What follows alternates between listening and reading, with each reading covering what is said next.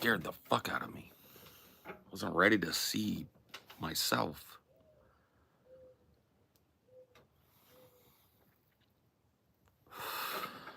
I wasn't ready to see myself. Ugh.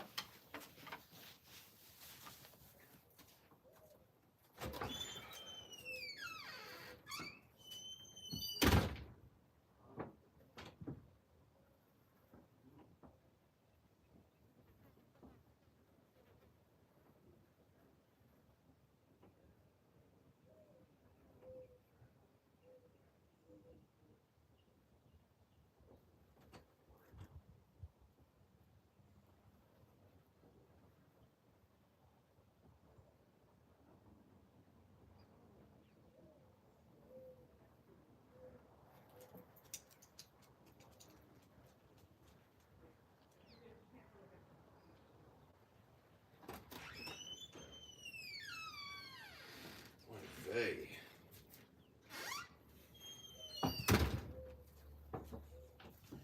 Oy vey. Oof.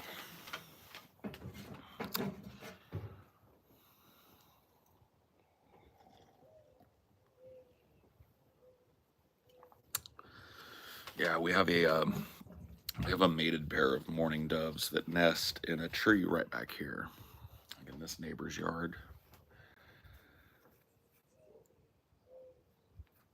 You can hear them. Ooh, ooh, ooh, ooh.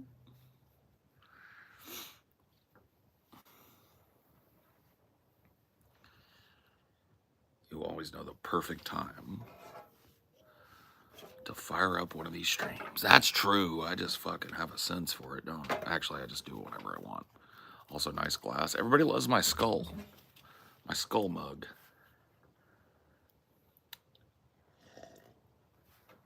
I think TJ might have got me that. I don't remember where I got the skull mug. Having cold brew coffee, though, this morning. Because it's too hot to have hot coffee. I need to start writing down questions I think of during the day for you. That'd be cool. I mean, it doesn't all have to be like super professional or whatever, but yeah, man. Why do Americans drink from jars? I don't know, man.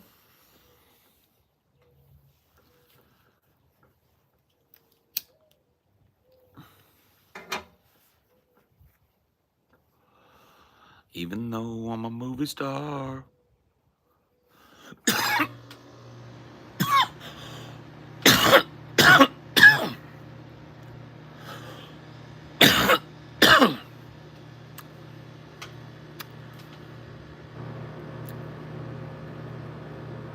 Hey, if the jelly company wants to send me a free drinking glass, I'm here for it.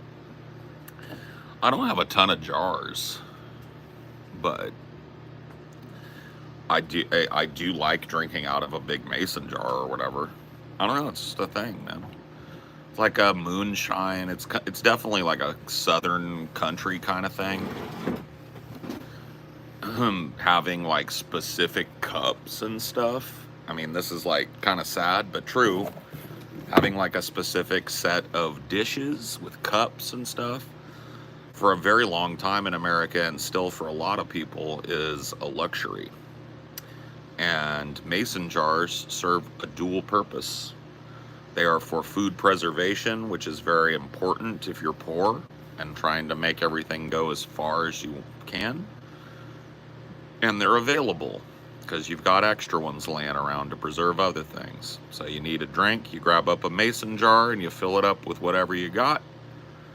You make some sweet tea, make some lemonade. So that's the answer to the question, why do you Americans drink out of mason jars? It is a blue-collar tradition that kind of sticks with people even though they don't have to do it anymore. Well, like your cup now is like a semi, it's like a blown It's a stylized mason jar. It's got the lid on the top, but it's not a mason jar. It's meant to be drunk out of. It's got a handle on it, you know. But it's that aesthetic. So it was an elitist question? No. I don't think it was a question that was asked from the perspective of elitism. They just asked, why do we do it?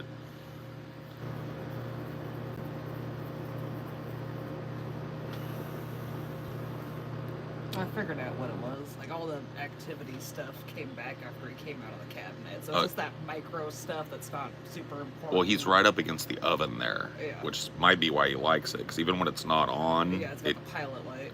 It's got the pilot light, and it's heated in there. But yeah, it just blocks the signal of that, just like the little micro stuff, but then it catches up. So it just has I see that. Not great signal in every little thing for sleep tracking and stuff. Then it catches right back up when it gets back in signal. So. Makes sense. Use mason jars to hold my grain spawn for when I grow completely legal mushrooms. Cool. Now mason jars are like I said, that's where the tradition comes from in America. For a long time here, food preservation was the only way to survive the winter. And we're not just talking like colonial times, we're talking into the industrial age. It was necessary for you over the year, you had a little garden or you got some food for cheap, to make every bit of it count and to save as much as you could of it for the winter.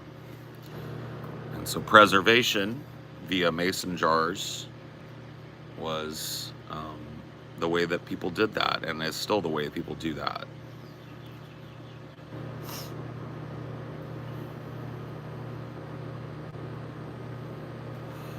How much does it cost? What, a mason jar? They're cheap as fuck.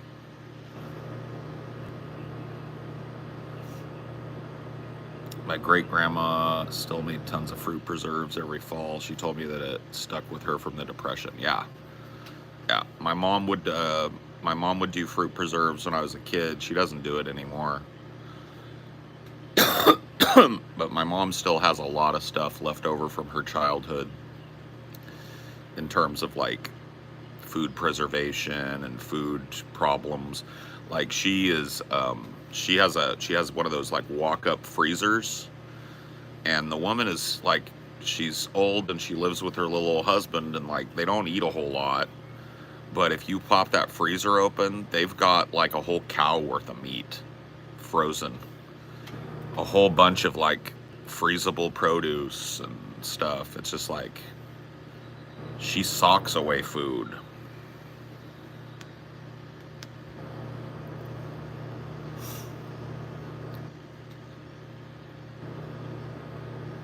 Paul, you'd rock the holding a liquor bottle in a brown paper bag aesthetic?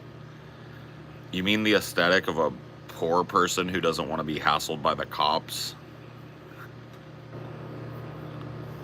Yeah, maybe. Looks like the groupers fell the stream. They always do. They always do. They notice something wiggling down there in the deep. Do you have a vegetable garden? I don't. I would like to someday have a little piece of property where at least I've got a little pepper garden. I would love to have a salsa garden, honestly. Just like tomatoes, scallions, chives, garlic, and peppers. I think it would be great.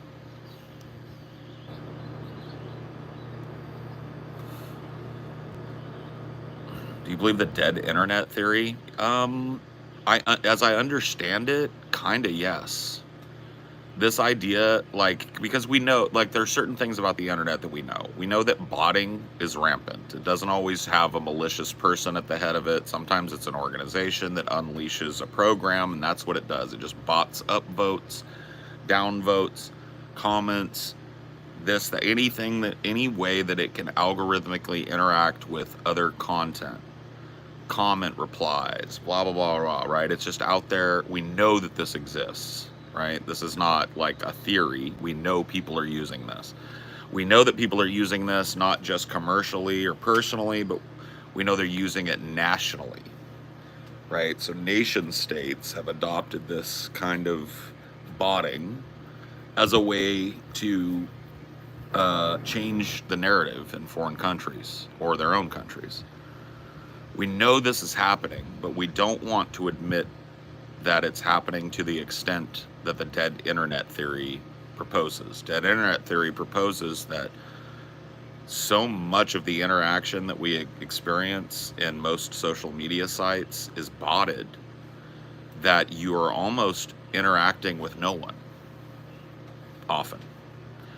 If you reply to something, there's a super high chance, unless it's, you know, a very specific person that you know is a person, and even then, people are botting, right? People bought their personal shit.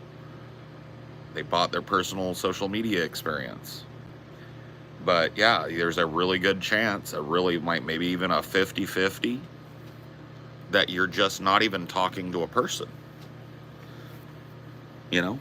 And so that's the dead internet theory, right? It's this idea that there are all these spaces to congregate, and people bitch about them constantly about how awful they are, but for some reason they seem to they never shrink like you would expect. As people get sick of, like, you know, Elon Musk Zitter. And Zitter has shrunk. I mean, people are leaving, but if you go over there, it's still just like it's a bot farm. It's a massive, insane bot farm. You want to know what the worst social media site for botting is? You want to take a guess? I bet Amelia knows. Facebook? Facebook. Facebook is a perfect example of dead internet theory. That place is utterly overrun with bot accounts, fake accounts, false accounts, multiple accounts, accounts owned by nation states, accounts owned by corporations who do damage control for nation states and other corporations. It is, unless you are just talking to your family there, like if you're one of these Facebook people that the only people you add are your family, your cousins, your uncles, your aunts, if you're out on Facebook trying to interact with people and use it like a wider social media program, you're talking to nobody.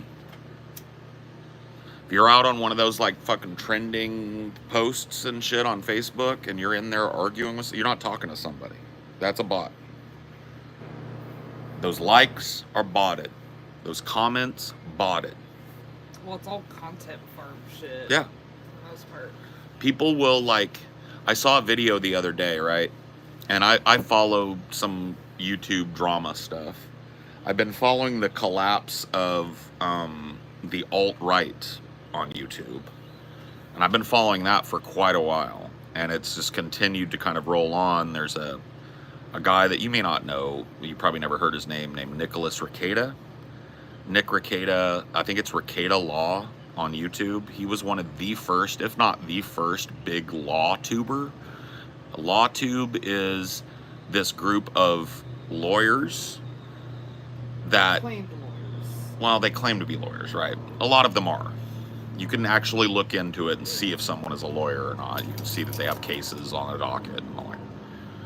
But they're lawyers, and a lot of them figured out that they can make more money talking about law on YouTube and following trials that the public are interested in and giving a lawyer's perspective. They make more money doing that than they do representing people.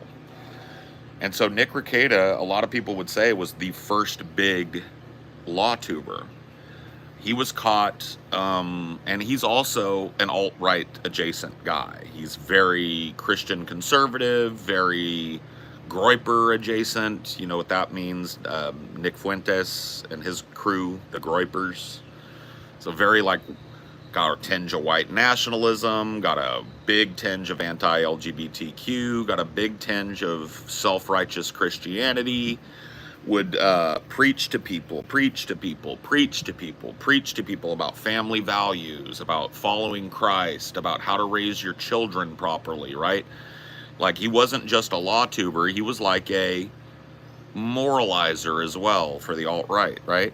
Well, a couple weeks ago, people from his church reported to his pastor, who pastors, if you know, are mandatory reporters.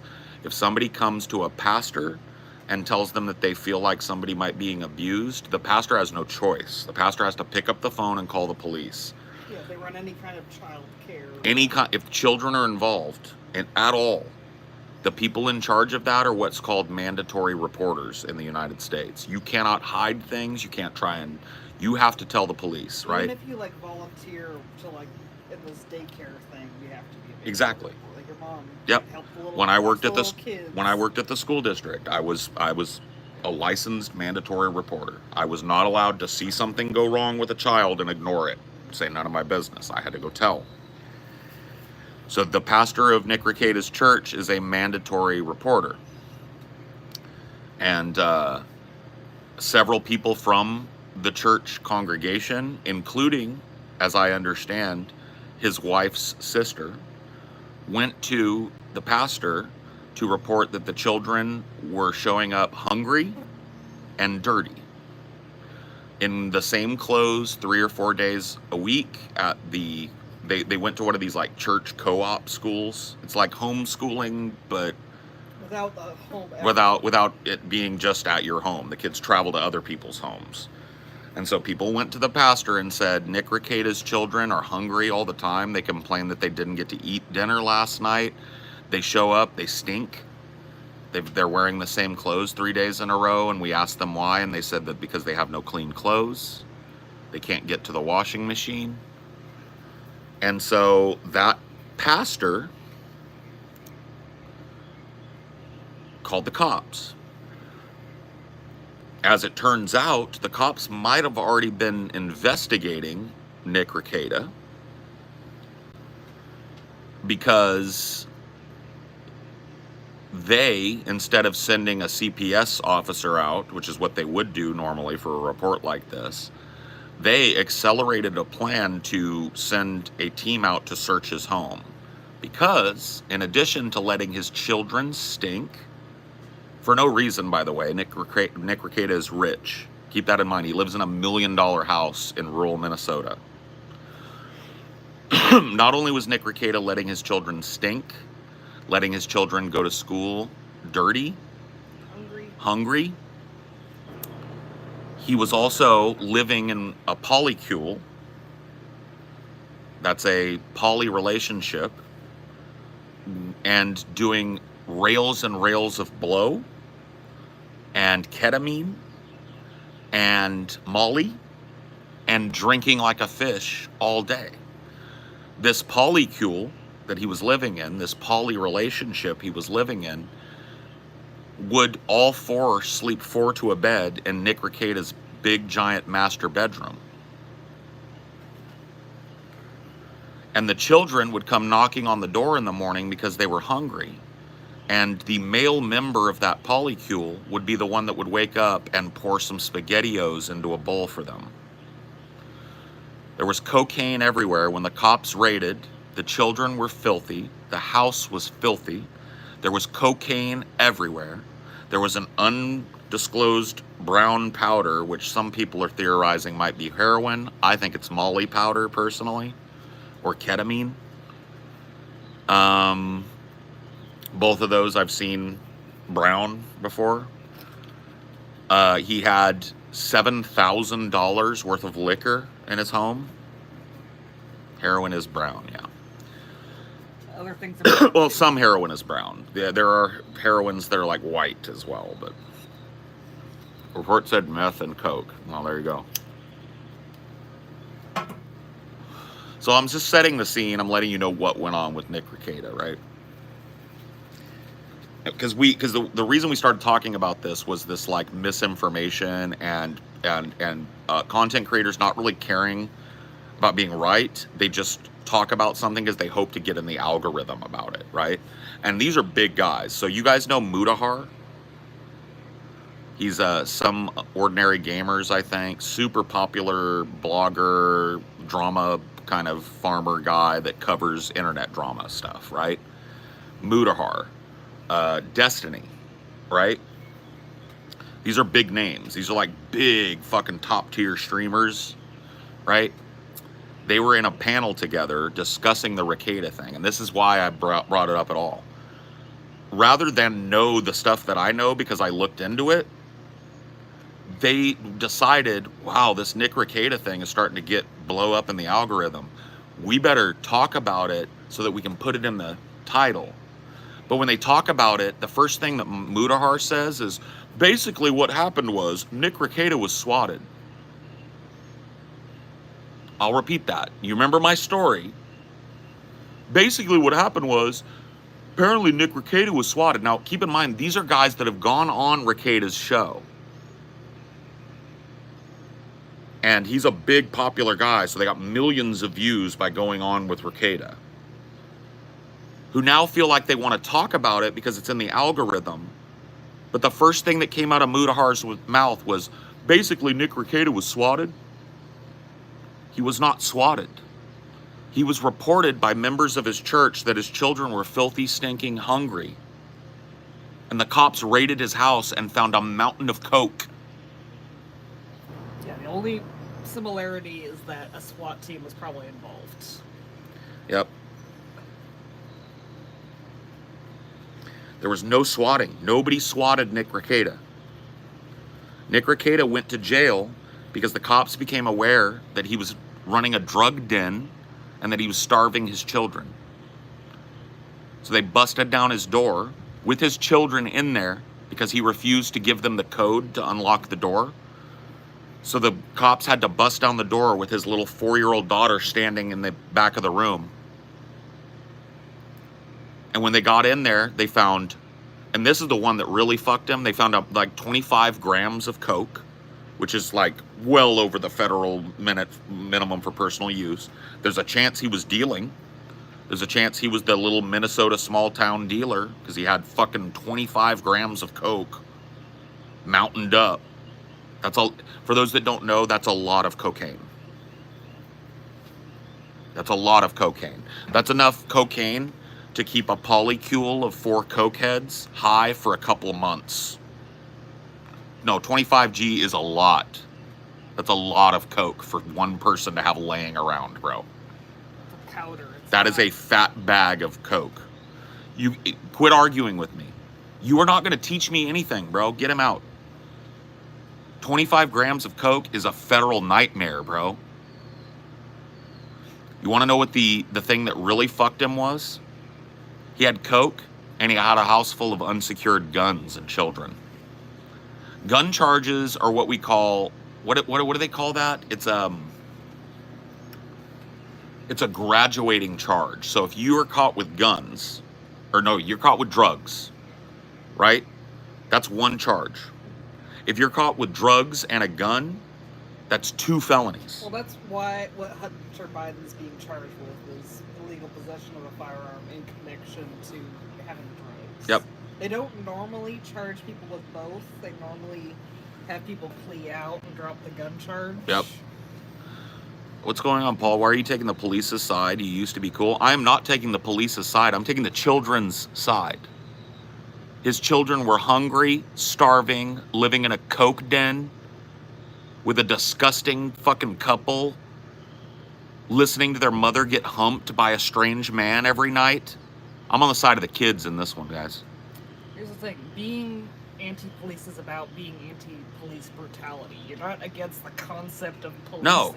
The cops are supposed to do what they did to Nick Rekieta. They're supposed to protect people that can't protect themselves, like Nick Rekieta's children. They didn't hurt anyone coming in. No. They didn't kill the children. They didn't hurt the children. It's my understanding they were very kind with the children. In a couple of days, we're supposed to get the body cam footage. An FOIA request was filed. People raised money because the judge said, you're going to have to get $2,000 if you want this released, or blah, blah, blah. I don't know what it is in Minnesota. But people raised the money immediately. That's been paid for. That body cam is coming. So I don't take the cops' side. I take Nick Rekieta's children's side. And keep in mind, too, this is a man that would fire up his stream coked up and drunk and talk to his audience about being a godly man and being a family man and being a church-going, God-believing man and how to raise his family. And behind the scenes, he's a fucking cokehead abusing his children. And when these big fucking law tubers, and this is what's fucked about it, right? These big, giant YouTubers like Mudahar, right? Come out, and the first thing out of his mouth about this case is the first thing a lot of people have ever heard about it is complete misinformation. He says Nick Rekieta was swatted. Now, a whole bunch of fucking normies, a million fucking normies, that's what they think. And it's because Mudahar, it's not even Mudahar doing it on purpose. It's because Mudahar is stupid. Mudahar is a drama farmer that can barely read.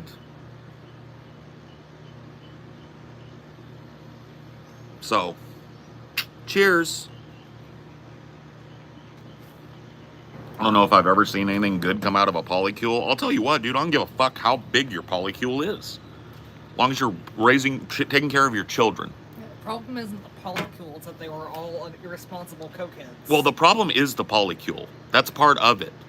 If you're going to be in a polycule, you shouldn't be humping loudly in the house with your kids right over there. If you're going to be in a polycule, maybe do it when the kids are out of the house. Because you know how confusing it is to a child to have a strange man come over and fuck your wife? One of Nick Rekieta's children is 16.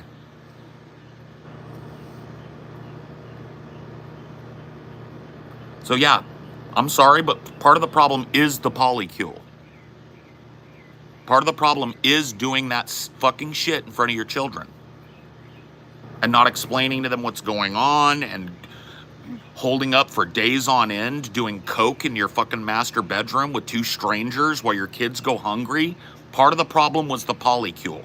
Yeah, it was. I got no problem with you being in a polycule. Not for me to judge, but if you got children, you better do it right. It's on you to do it right. You better think about them before you think about your polycule. Because no 16-year-old wants to listen to his mother get railed by a stranger all day on coke. That's not a lifestyle choice. That's scumbaggery. A polycule is two couples or more getting together and like living in a sexually open, wife swapping, husband swapping, partner swapping kind of sexually open thing. Which I got like no moral problem with consenting adults doing, but children are not consenting adults. And if you can't have your polycule and take care of your children, then you don't get to have your polycule. If you got a 16-year-old kid in the room, in the house, you shouldn't bring over a bull to hump his mother all day and have her moaning in the room while the kids are off in the next room over on coke. Nah.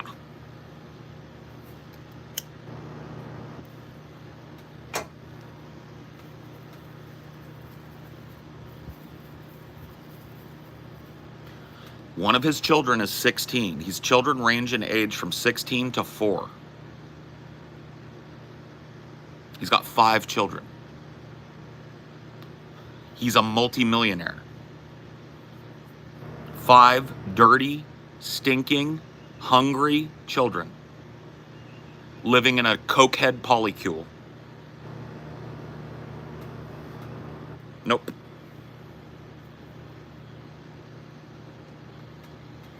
And they built the case around, like, videos that he was posting. Like, Yeah. He was literally going out on camera, looking strung out with powder on his He had nose. powder on his nose. He would, like, very audibly snort off of his desk. He'd, like, put his head off, and you'd hear, like... He apparently got, like, a blowjob from his polycule wife. While his stream was still on, he thought he had the pause screen up, but he was just laying there getting... You can't really tell because you can only see him from, like, here up. But his face is like... You can hear him like... And he's like, oh, camera was on. It's literally dark side Phil shit. He's all coked up.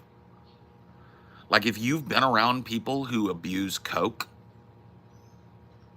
you can tell it in their voice. Like, they got, like, this... It's not like their nose is completely plugged, but there's a little bit of that. And then, like, you could hear their sinuses struggling to get that coke rock out of their nose. Like, you could hear that in his voice. Oh, the camera's on all the time, huh? Yeah, literally that. So dude's 3 sheets to the wind in a house filled with kids, preaching about godly living, doing big fat fucking rock star rails of coke, and railing his polycule wife in the next room over from his 5 children. What a shitbird having your kids around that. No joke, bro.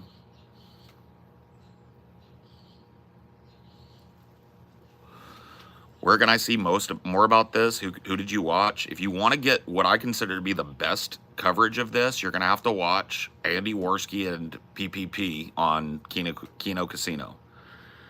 These guys are alt-right guys, but they're covering this with the only people that I've found that are covering this case with any integrity at all. On the right. On the right. And on the left, like I said, the first time I've heard it mentioned was yesterday when Mudahar brought it up. And it was complete misinformation. Now the narrative amongst normies is that Nick Rekieta was assaulted by the police because somebody called on him and filed a false report. I haven't seen Medicare's stream, but Kino Casino, say what you want, the only people on the right that have had integrity on this at all. The only people on the right calling it what it is and not sweeping, as they say, for Nick Rekieta.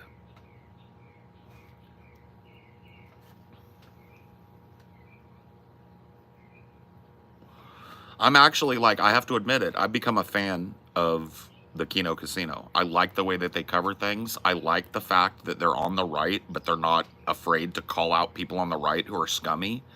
So much of what I knew as, like, the old kind of, like, alt-right blood sports kind of tube were just notorious for sweeping up each other's bad decisions and shit, but trying to judge everybody outside of their community.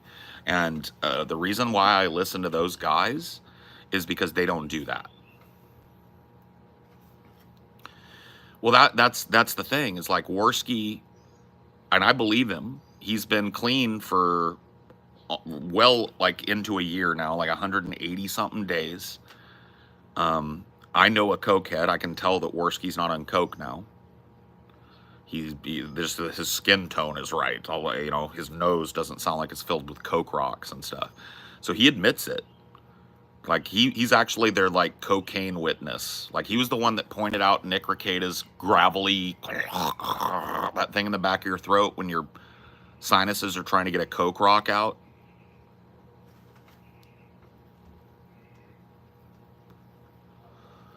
So, like, it actually made the coverage interesting to have a dude that really had a fucking coke habit talk about why he thought Nick Rekieta was on coke.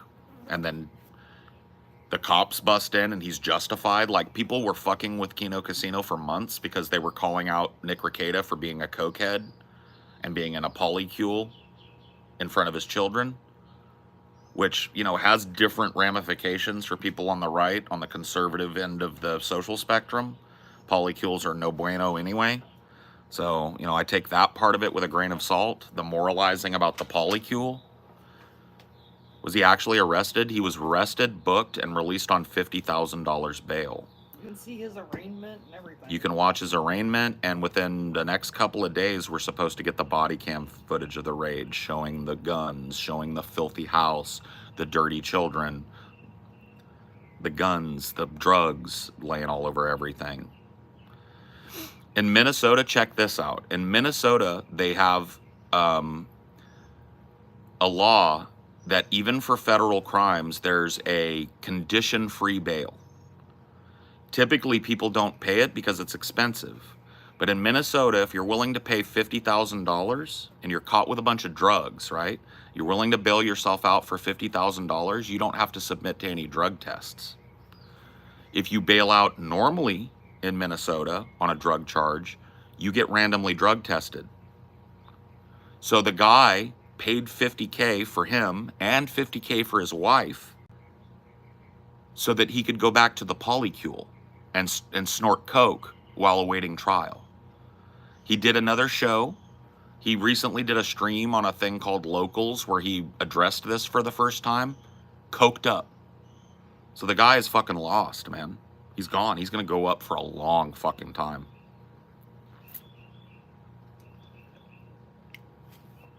And, yeah, if he tries to represent himself, then his brain's rotted from the drugs. Yep.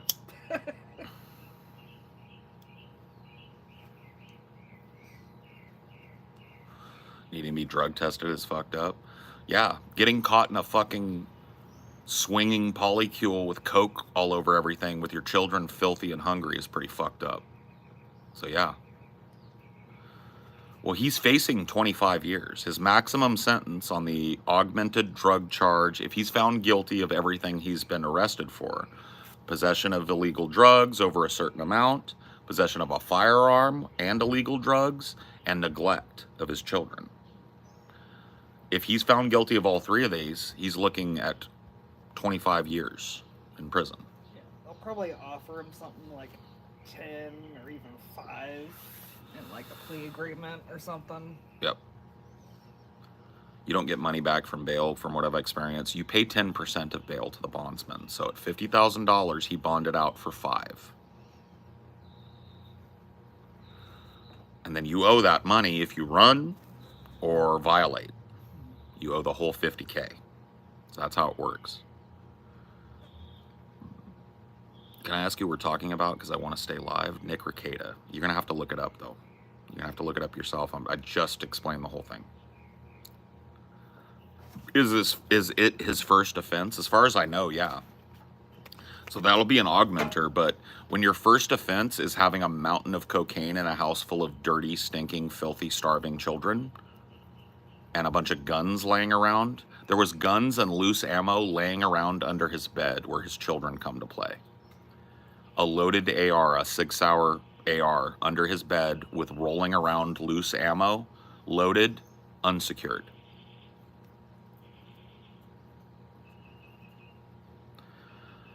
You think he will defend himself in court or get another lawyer? I think eventually cooler heads will prevail and he'll lawyer up. But right now he's saying he's going to defend himself.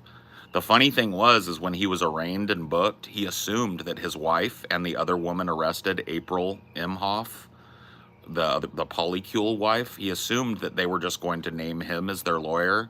And so he said in his arraignment, I need time to confer with my clients. And the judge said, which clients? And he said, April Imhoff and my wife. And he said, those two defendants have already retained counsel.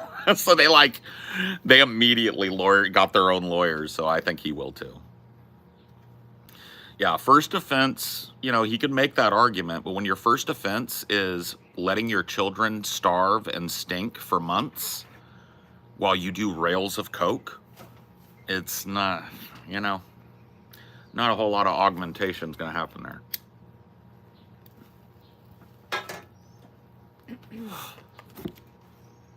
He's fucked. He going to jail. Well, yeah, and I don't know that the church would want to be character witnesses for him because they're the ones that reported his ass. Nobody's gonna step up from that church and be a character witness. And character witnesses are not gonna augment why you were living in a filthy drug den polycule with your children. That's not gonna happen. He's rich. He's rich as fuck, but he's living in podunk-ass Minnesota, dude.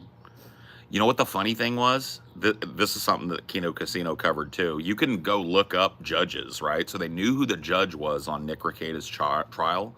The first judge assigned is a judge that is representing him in a defamation trial filed by a YouTuber named Montegraph, who Nick Rekieta got coked up and called a pedophile.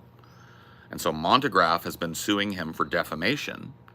And the judge in that case, Nick Rekieta, has called a bitch, a cunt, a stupid bitch. He said something like, alcohol juice is dribbling out of her old alcoholic pussy. All of this stuff said publicly about this judge. And that's the judge that was running his case. So here's what Nick Rekieta in his brilliance does, because that judge has never said a word about him publicly. That judge has remained professional in the face of all of his provocations.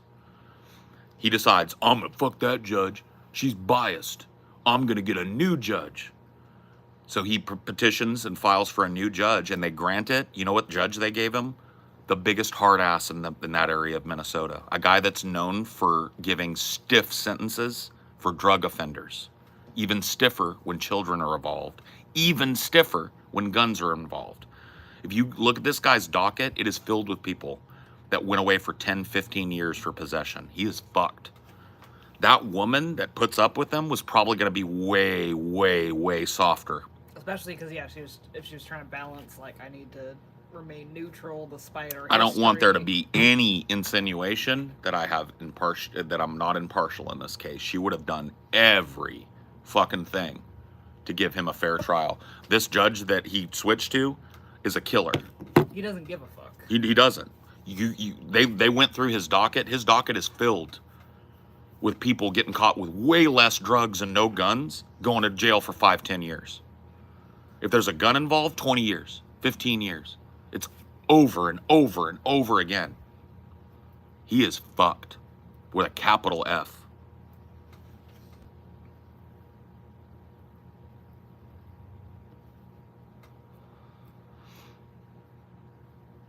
If he had scales, the weapons are counted as possession. He had a scale. He had a digital scale. He had 25 grams of coke. He had an unidentified number of ketamine pills. He had an unidentified brown powder, which I imagine is probably Molly. According to somebody earlier, they said the meth was mentioned as well.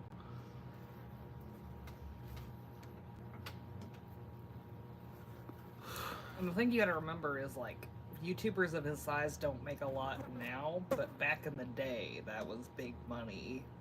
It still is. Numbers, yeah. It still is for people at his level. Yeah. He still makes way more money than you think, just on ads on his videos. But I just mean like the period from like when he started in 2011 to like 2017 or whatever. That was like, Yeah. Well, he has a contract with Kick. Yeah. Or Rumble. Sorry. Like Rumble paid him to come over. Yeah. So he's getting money. Yeah. Money. He makes a lot of money. There's no excuse for his children to be filthy, dirty, stinking, and without good clothes and hungry. Other than just straight up neglect. I don't have time to take care of my kids because I'm in a polycule with a bunch of coke. And that's what matters in my life for the last 6 months. Yeah. I got no problem with people doing coke, and I got no problem with people being in a polycule while they do it. I got a problem when you drag children into that.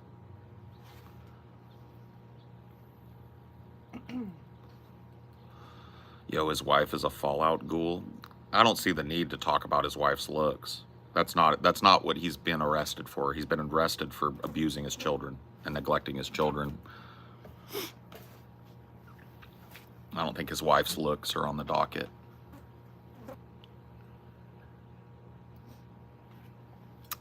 Why has these platforms not shut him down? Well, Rumble doesn't care. Rumble is like where the edgelords that got banned off of YouTube because they say the N-word too much go. So they don't give a fuck. They want you to be edgy. They like it over there. With YouTube, it is pending. It's not like he was found guilty, so they're... Yeah, I mean, I don't know. YouTube will probably take some action, but he doesn't have a huge YouTube presence anymore. I mean, Rekieta Law is still up. They might nuke that. That would be a blow to him. But he's making money outside of that.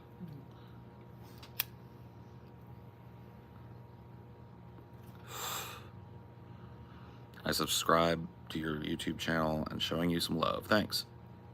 I appreciate that. Everybody else should do that too. If you're new here, you like what you see, hit the button thing. What subscribes you?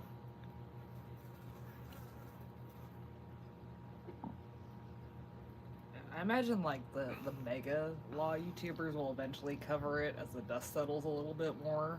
Like Legal Eagle is probably the biggest. No, well, YouTuber right unfortunately, a lot of them are sweeping for him. A lot of them, because their paycheck is tied to collaboration with him in a big way. But I'm talking about like this guy that has like over like 10 million subs or whatever that like is younger than him. I don't think he's probably gonna cook something up. They're probably waiting until the shit comes out. They will cover it. Yeah.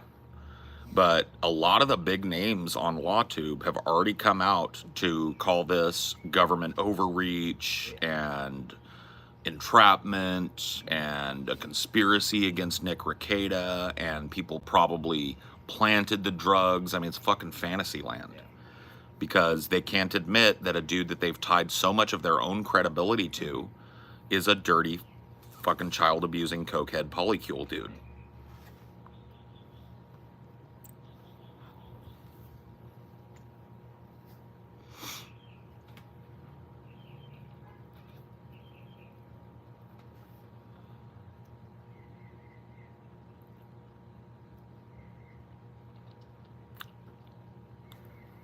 But yeah, that's been on my mind lately. Man, that case is just fucking crazy. But I have been watching for a long time the complete disintegration of what we used to call the alt-right / blood sports community on YouTube.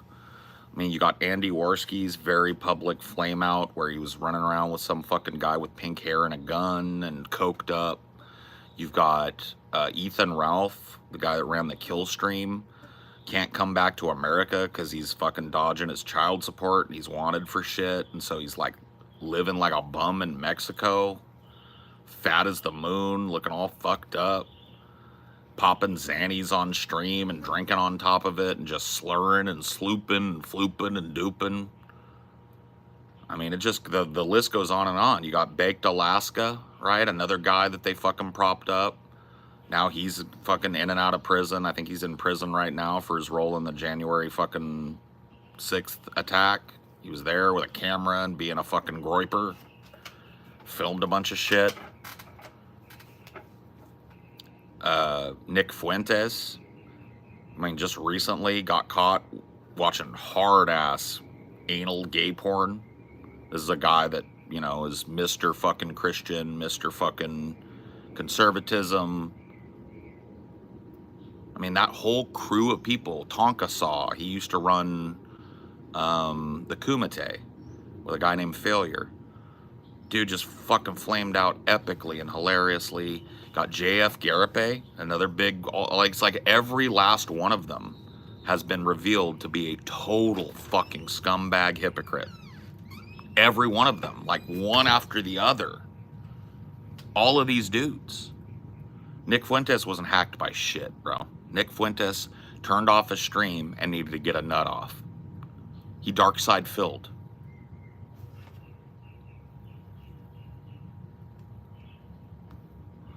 Yeah, JF likely murdered his wife.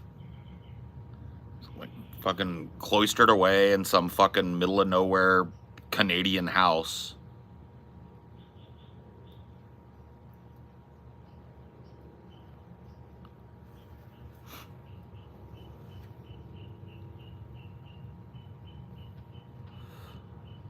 Yeah.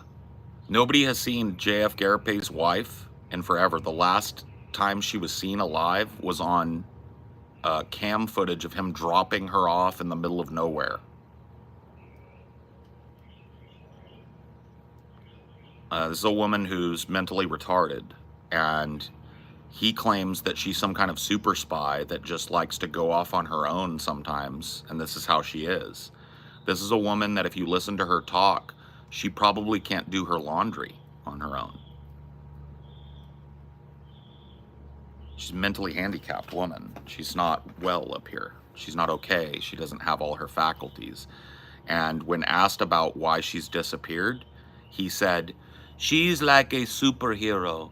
She does not want to be found, she will not be found. She does this. Mama JF like to go off on her own." Her family has a whole fucking website in Canada that you can find asking for any information on her. She's gone. She's gone. No, JF likes mentally disabled women. Intellectually disabled women. Not mentally disabled, intellectually. People with learning disabilities, people with slow faculties. That's what he likes. That was his wife, who he says went on a backpacking trip into the woods alone to live off grid. Oh, she's dead. She's out in the woods somewhere. She's at the bottom of a fucking reservoir somewhere. She's dead as fuck. They just haven't found her. She's deader than a doornail. You'll never see that woman again. Fucking D-E-A-D. Do you know that JF was a nationalist, or were you surprised as I was? I was surprised. Everybody was surprised. And when we had him on DP, he was this like eccentric Canadian scientist who was goofy and funny. I did a rap battle with him. He never talked about no fucking white nationalism or shit. And then when the fucking alt-right got ascendant, all of a sudden he came out, "I fucking hate black people. White people should make their own place, their own nation, blah, blah, blah." It was like, what? And I immediately disavowed, pretty epically on Twitter. He sent me a DM saying, "Hello, Paul. We have not talked in a while. I would like to have you on my show, The Public Space." And I publicly responded to him, "Hi, JF. I liked you when you were just a quirky Canadian scientist. Now that you're a fascist, I'd rather laugh at you than with you. Best of luck." That's the last words I spoke to him.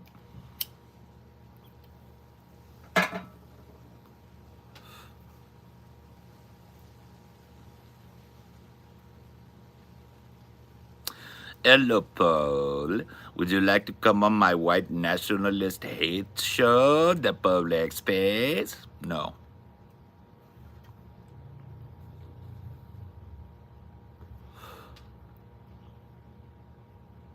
If your wife is gone and your excuse is she is a secretive person who disappears all the time with no worries, you did something, 100%. 100%. I am not worried. Mama JF is fine.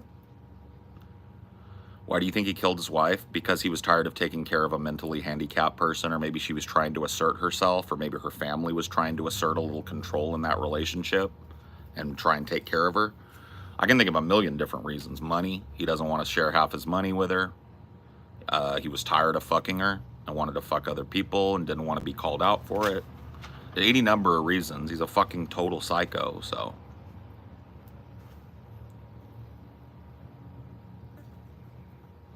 Is he rich? I don't know. I think he's wealthy.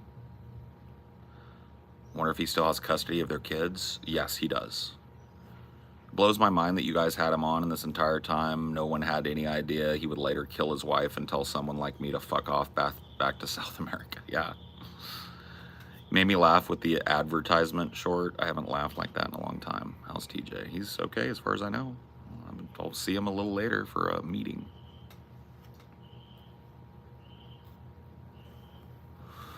Got a quick meeting today.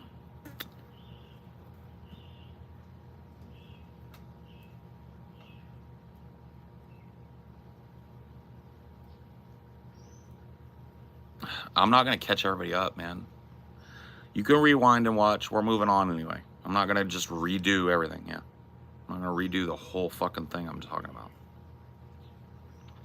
You guys acting like there's a rewind button for me is a little annoying sometimes. I'm not going to catch people up all day, bro. If you're not watching, just listen. You'll probably get caught up. And if not, skibbity scroll. Can't believe the police have gone after JF. The police are investigating him, but you can't arrest him for a crime they have no body. So there's no proof she's dead. So what are they going to arrest him for? There's no crime.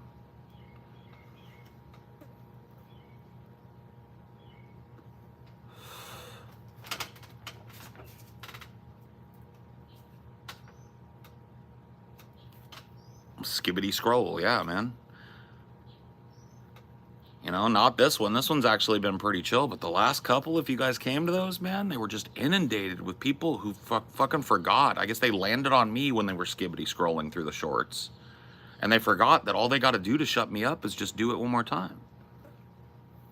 And I had to, like, escort them out of here, you know, with a ban. A bunch of them, just over and over all day yesterday. You can see it's like a healthy clip still. It's like, man, did you guys forget for a second that you're not held captive here and you can just scroll up and go to the next short? You don't like what you're hearing or looking at? Get the fuck out. Don't tell me about your woes. I don't care. I don't know you.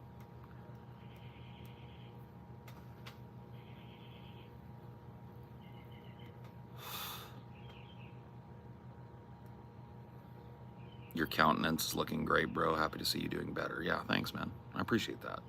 Nice of you to say.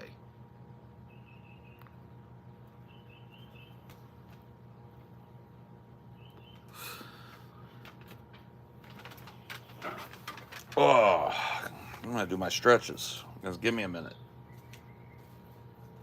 Oh, that's so good.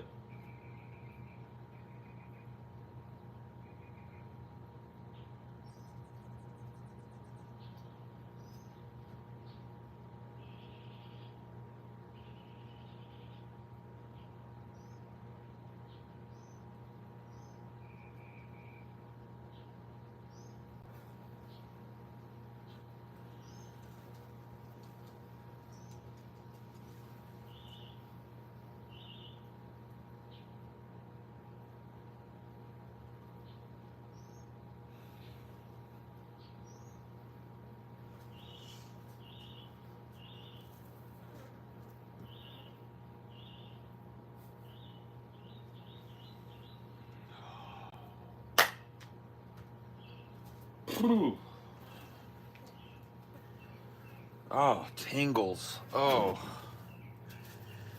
That's how you can tell there's nerve involvement with my back problems, because like when I get a good stretch and I get a little bit of space in the really damaged part of my back, it's like tingles of electricity to my fingertips and my toes.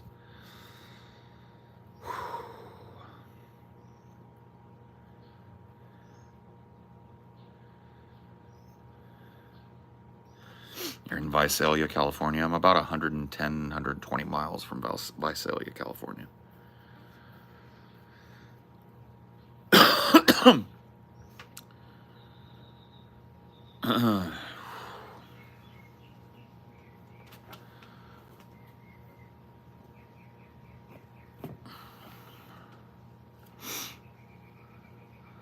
How do you stretch, if I may ask? I did want, like, you can go back. I had Amelia film me when I do my, like, quick regiment, my morning kind of stretch. I do yoga poses. So I don't know the names of all of them. I've just learned them over the years. Most of it is about elongating my spine. So I reach up as high as I can. As high as I can, like really stretch the neck. I lean back into it so I get that spinal curvature stretch. I do a over my head like this round stretch where I start going this way as far as I can, and then I rotate it around the front and back over my head, and I go both ways. I do downward facing dog. I do bend over at the waist, put my palms on the ground.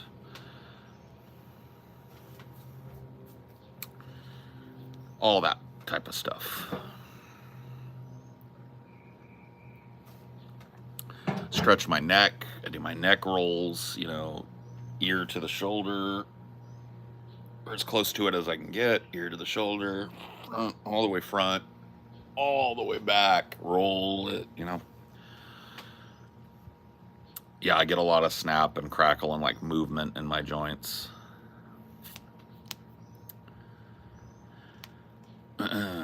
When it comes to romantic relationships, did you have better experiences in person or online? I have never really had what I would call a long-term online romantic relationship. They don't exist in my world, really. I've copped feelings for people online, but once that happens, it becomes my priority to meet that person. Whether it's me going to them or them coming to me, it's not real until it's real for me.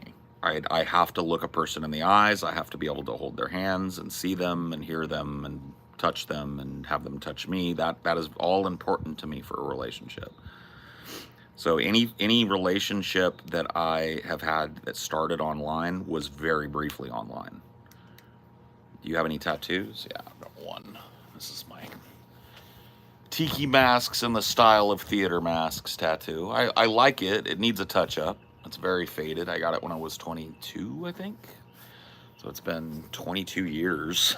Oh, fuck.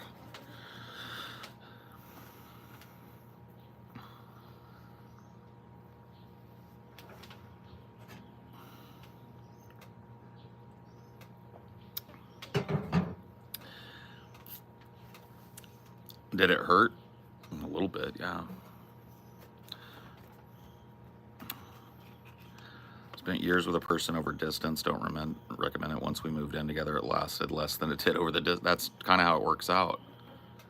I know it can't be real over the internet. I get, you know, the feelings, the genuine feelings can be real, but in terms of like a relationship, it's not real.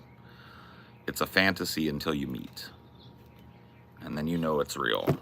And I just don't do that long, drawn out online shit. I'm also not a dude that goes looking to other people, even when I'm single, but especially obviously not when I'm in a committed relationship, who goes like seeking out anonymous people online to fuck around with or exchange nudes with or whatever. I mean, I'm not trying to brag or whatever, but doing my job, I get a lot of that. A lot of those types of things that could very easily turn into something inappropriate. I have no desire for that. Emotional involvement to me is exhausting. Like absolutely fucking exhausting. And it's great. I love it, but I can only handle what I can handle, man. No, not trying to be like moralizing or judgmental about people who might do a little something extra on the side or whatever, but I just don't have that, man. I don't have that in me. I don't have enough, for my real life and a secret life.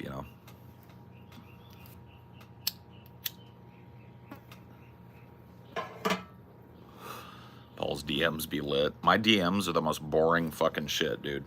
If I ever was the victim of a hack or something, bro, my DMs would be the most rote, boring fucking bullshit that you ever found, bro. I just don't do it. I don't like DMing people. Like when I see that I got a DM, it actually triggers me a little bit. Like I don't want to talk to you in private, so leave me alone. Leave me the fuck alone, man. You don't know me, I don't know you. Why are you reaching out to me privately? That's how I feel about DMs. The amount of online dating sites, apps, do you think that lonely men are making excuses for why they can't find anyone? Yes. I think that part of the problem is the dating apps. I know people love them. I know like pretty much the entirety of this generation uses them and shit. But I think that's part of the problem. When you reduce trying to find a partner or somebody to be with to like a game of hot or not, basically, you're just like, nah, swipe. Oh, this is hot. You're not gonna find anybody that way. A lot of those people aren't really looking. It's just a meat market. They want to see how many people they can get to simp for them, how many nice comments they can get. Like you're not really like doing yourself a favor going on one of these websites, bro. I think that the like loneliness epidemic is tied to people not wanting to do the work of socializing to find a mate like we have for every other fucking part of our existence. You know what I mean? Human beings socialize to find mates, and a lot of human beings have been misled into thinking that this is socializing. This is not socializing. This is asocial. You guys are listening to a guy that you don't know talk endlessly. You don't know me. You don't know anything about me. You wouldn't want to date me. I don't want to date you. You know what I mean? Like,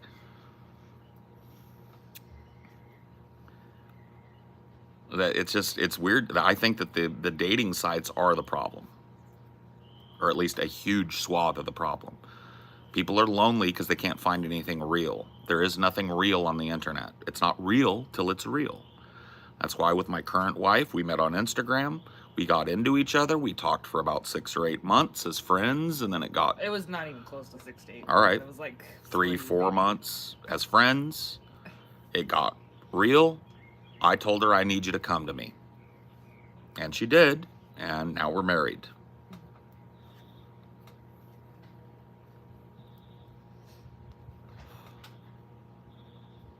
Kind of ties into something I was just looking into. There's going to be a mass population decline in a lot of places because people are, yeah. I mean, that's already happening. China's got a shrinking population. America, like all the Western nations and most of the Eastern nations, the only place that doesn't have a shrinking population is like the Middle East and Africa. And that's because they just don't have widespread access to the birth control that these other nations are using. Yep. No, there's a shrinking population in pretty much every first world country right now because people have more options than ever to procreate or not procreate as they choose. And with the cost of everything and the state of the world, a lot of people are choosing that. Latin America doesn't have a shrinking population. That is true. They have a shifting population. Latin American populations seem to be falling because of the mass migration out of that region and from region to region within those regions.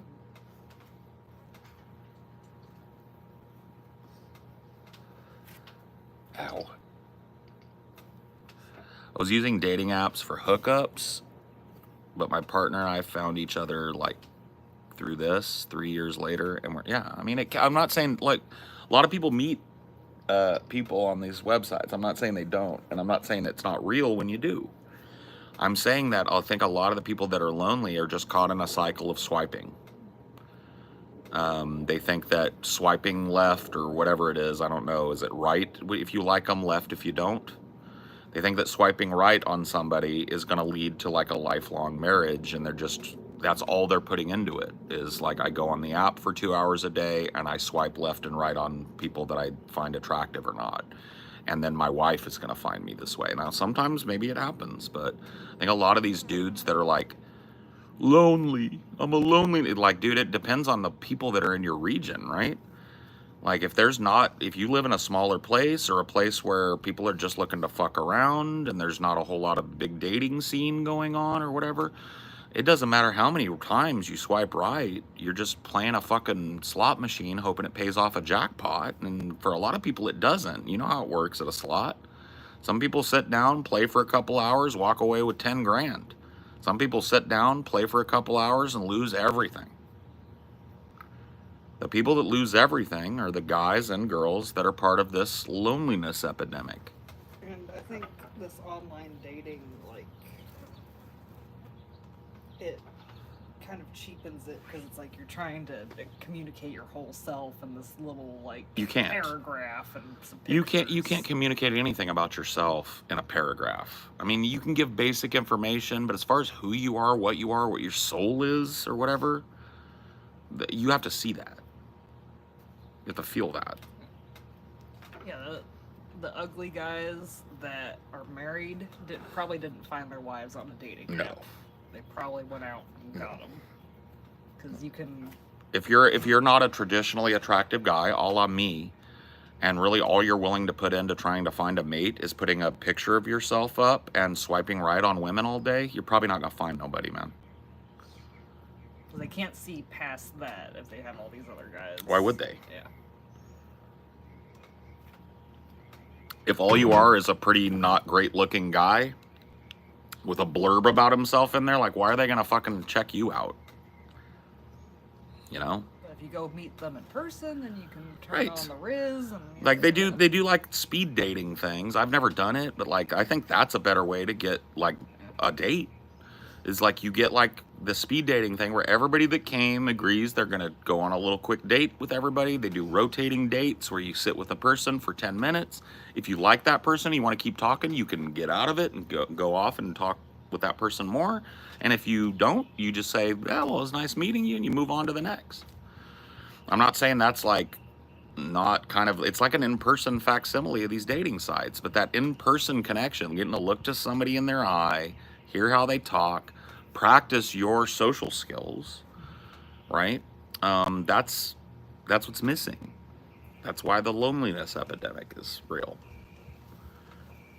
Men and women have forgotten how to interact with one another. They've forgotten how to charm one another, court one another. Do you believe that people should only have sex when they love each other? No.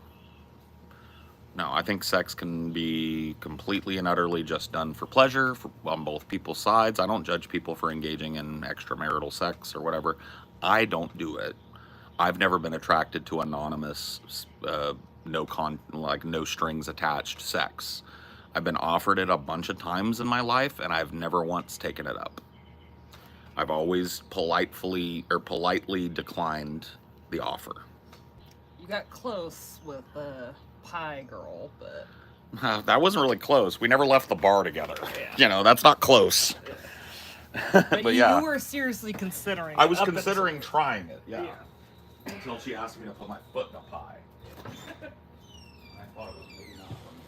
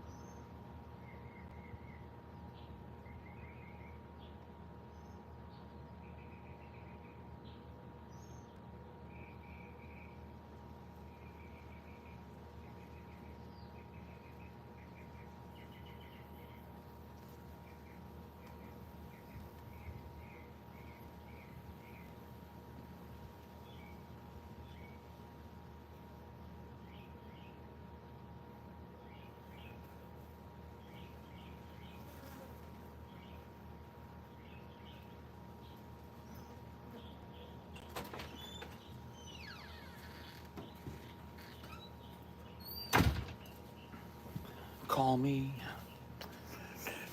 Little sunshine, call me. Little Mephistopheles, call me. Little sunshine, call me. Little sunshine.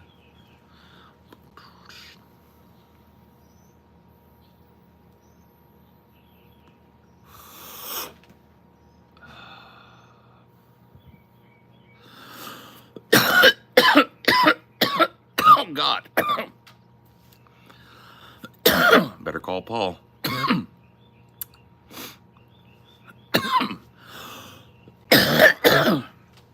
Whoa.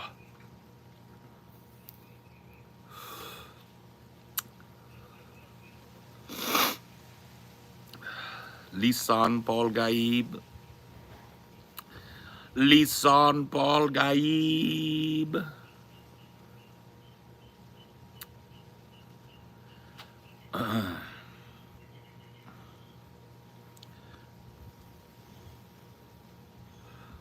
People have time, they decide to spend all of it working on hobbies that lead to nowhere. I don't think that's a problem, man. That's just judgmental. A lot of people have got crazy hobbies and still manage to have fruitful relationships with others. Hobbies are usually just a net positive thing to have. It's a good thing to have something that interests you that isn't necessary, but that feeds your spirit or your, your inner child or whatever you want to call it, right?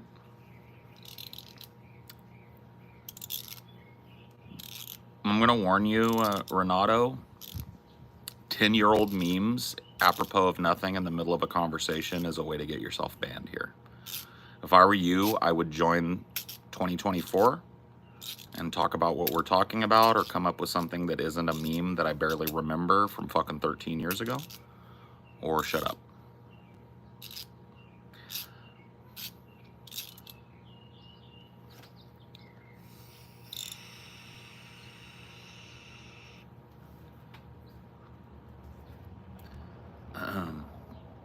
My hobby was literally a part of therapy. The idea that hobbies are useless if they don't produce money is dumb. Yeah. If you have a hobby that you're making money with, you don't have a hobby, you've got a job. You've got a jobby.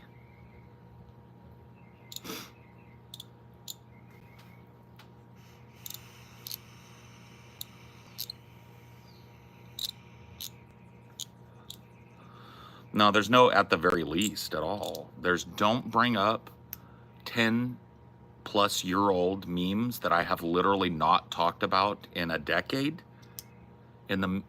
ever to me. If I cared about it, you'd hear me talking about it all the time. Fair's fair, Paul. Didn't mean to harsh your vibe. I know you didn't. That's why I warned you and didn't ban you. I want you to at least try and put yourself in my shoes and think about how annoying it would be to be endlessly asked about a meme you haven't talked about in a decade and don't remember anything about, because you've made literally hundreds and hundreds of shows in the interim.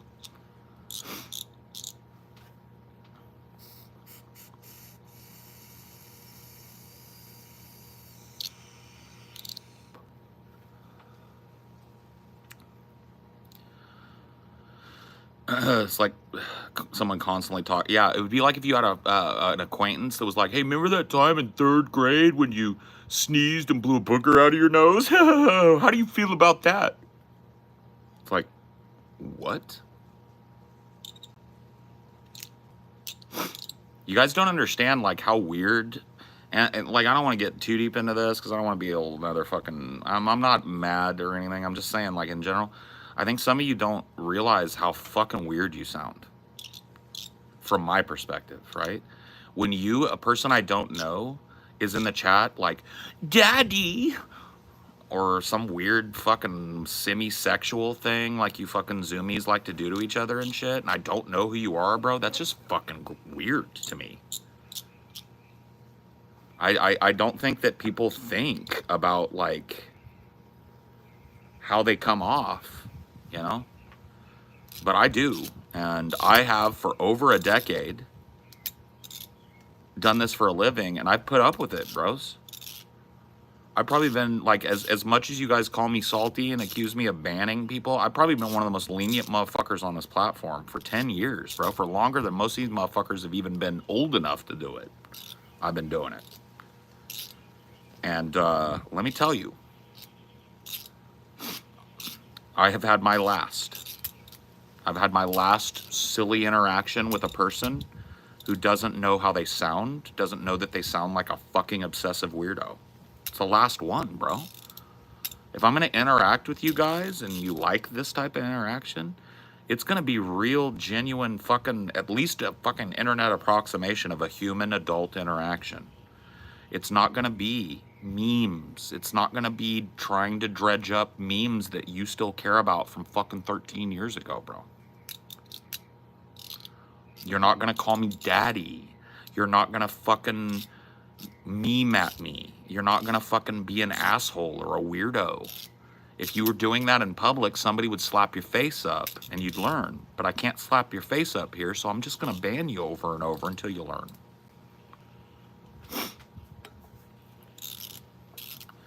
You get open-handed slapped for saying like 70% of the shit that gets said in here when I'm not policing it.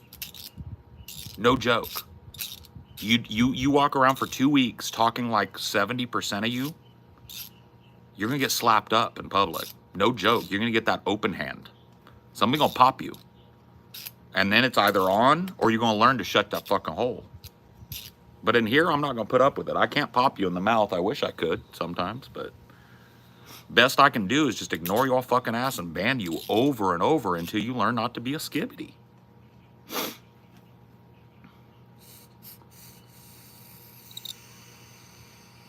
Don't be calling for bans in my chat. You're gonna get banned, bro. I'll take care of that, and my mods will take care of that.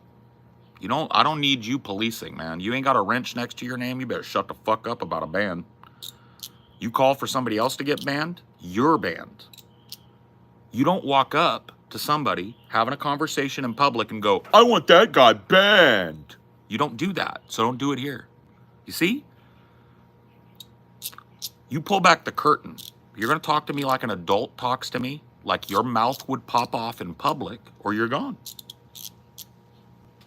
No more. I'm not sifting through your bullshit no more, man. I did my time. I did over a decade of sifting through your skibbity bullshit. Your bad grammar, your no punctuation, your run-on sentences, your weird fucking T9 text abbreviations that don't mean anything anymore. Why are you guys still doing CU instead of SEEYOU? I know what my excuse was. I had T9 texting and it was quicker. You guys have predictive text now. Why are you still doing that shit? Why is for real, FRFR? You're not on T9 anymore. You got predictive texting, bro.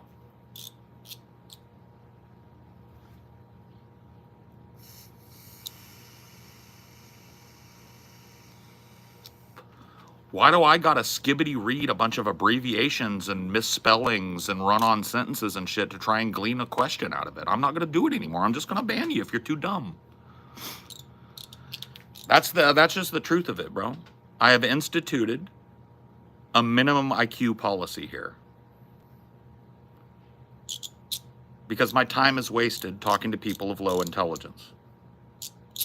I'm not a genius, but I'm not of low intelligence, and it's a waste of my time. So it's not gonna happen in here anymore. That's not on me, that's on you. Pick up a book, bro. Go outside and learn how to socialize. I don't know what to do. I don't know what your particular problem is, but whatever it is that makes you think like you can come back over here, languages evolve. This is not language evolution. This is language evolution doesn't mean people skibbity not spelling and abandoning the punctuation and capitalization system. That's not language evolution. That's just lazy people who never learned how to read and write and comprehend, wasting my fucking time with 10 IQ gibberish. Sorry, too smart. Too old, too smart.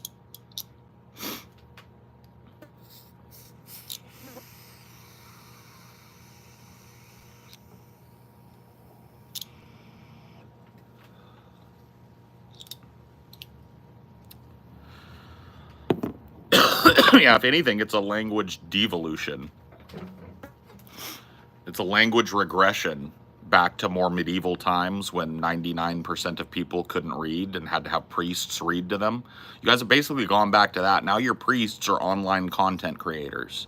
And you feel like you're informed when you listen to somebody like Mudahar tell you that Nick Rekieta was swatted. That's where you're at. Literal no like. Caveman. Fucking have to have the priest read to you. I'm your priest. I'm the guy that can read in the room and do reading comprehension. So you listen to me and you run with it. That's not being an adult. That's not growing up. That's not being mature. That's not being capable of carrying on a conversation. I require that if you're going to be fucking 20-something up in here, you better know how to fucking type, bro. Especially these days when you got predictive text, you got Grammarly for free that you can download that'll fix everything for free without you even having to touch it. And you're going to come in here, skibbity misspellings, run-on sentences, T9 text fucking abbreviations. I'm going to have to sift through that. I'm not doing it no more, bro. You don't have to talk to me. You don't like it, you can skibbity scroll and find somebody that'll let you post nothing but emojis in their chat. If you're up in here, I don't want to read that shit. I don't speak that way. I don't conduct myself that way. I expect people meet me where I am. I spent over a fucking decade being tolerant to that shit. And it has benefited me exactly nothing other than creating a group of trolls that know that I'm a person that doesn't mind interacting with this community. So there's probably 20, 25 people that have been following me just because I'm a person that does this kind of straight up direct interaction with this community. No more. I've been floating those people for a long fucking time. It's time to flush. And that's all.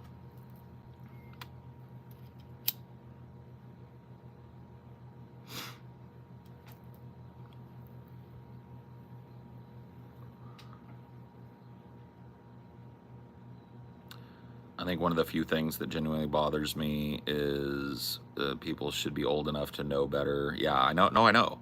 But it's like, this is a whole different thing, but it's like the collapse of the American public education system is to blame for that. By the time I was some of the ages of the people in here, especially by 20, bro, I had read fucking Shakespeare cover to cover.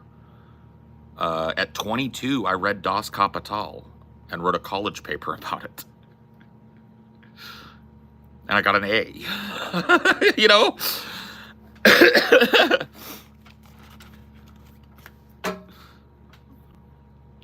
You're 22 and you're still misspelling shit and putting like apostrophes where they don't belong, never using a comma, never using a period, bro, you're like 10, 15 years behind where I was. I was doing that shit at 8. You understand? By 8 years old, I knew what a run-on sentence was. By 8 years old, I know how to use a comma, a period. By 8 years old, I knew how to capitalize the beginning of a sentence and proper nouns. By 8 years old, I knew that apostrophe S didn't mean, oh shit, here comes an S. That's the one that drives me nuts. Anytime a word ends with S, you'll see people apostrophe S-ing it. Like before an S, you need to put an apostrophe. Like that's not denoting possession. Have you seen that? Apostrophe S means, oh shit, here comes an S. Have you seen that? I see it fucking everywhere, bro. You know when I got that corrected? 4th grade. What are you talking on? Quit typing and start listening.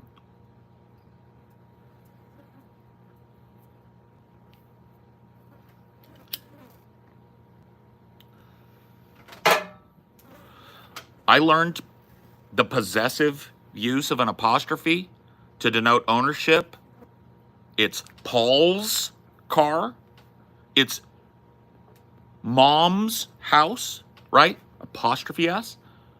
I got that little tendency to put an apostrophe before any word that ends in an S or any plural word that ends with an S in the 4th grade. There are grown-ass adults running around thinking in their mind and communicating with people all day that don't know that an apostrophe doesn't mean, oh shit, here comes an S. I learned it in the 4th grade. I was 7.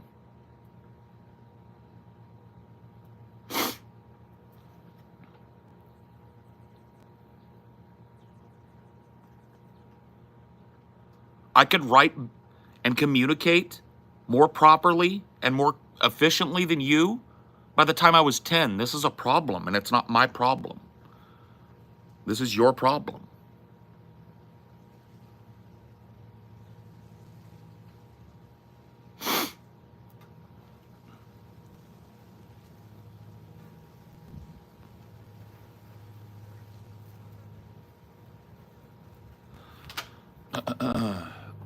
I don't know. Like, I get what you're saying, but as long as you can understand what's being said, why does it upset you? A feeling of anti-intellectualism? Yeah.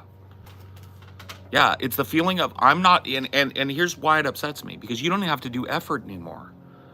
You guys, 99% of you watching this right now are sitting on a fucking smartphone.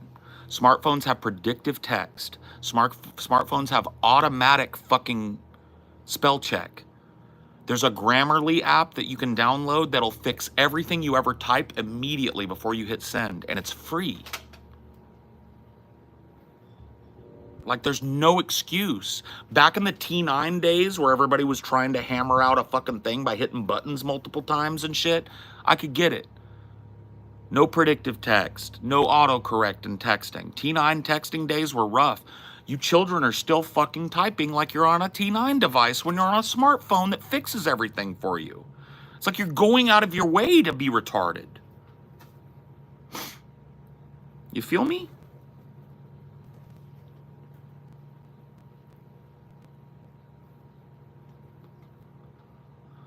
I struggle with it because the school system was rather neglecting, so I do my best, but it's still hard to sometimes. You did a okay job there, but I'm just going to let you know, my guy, that was a fucking run-on sentence.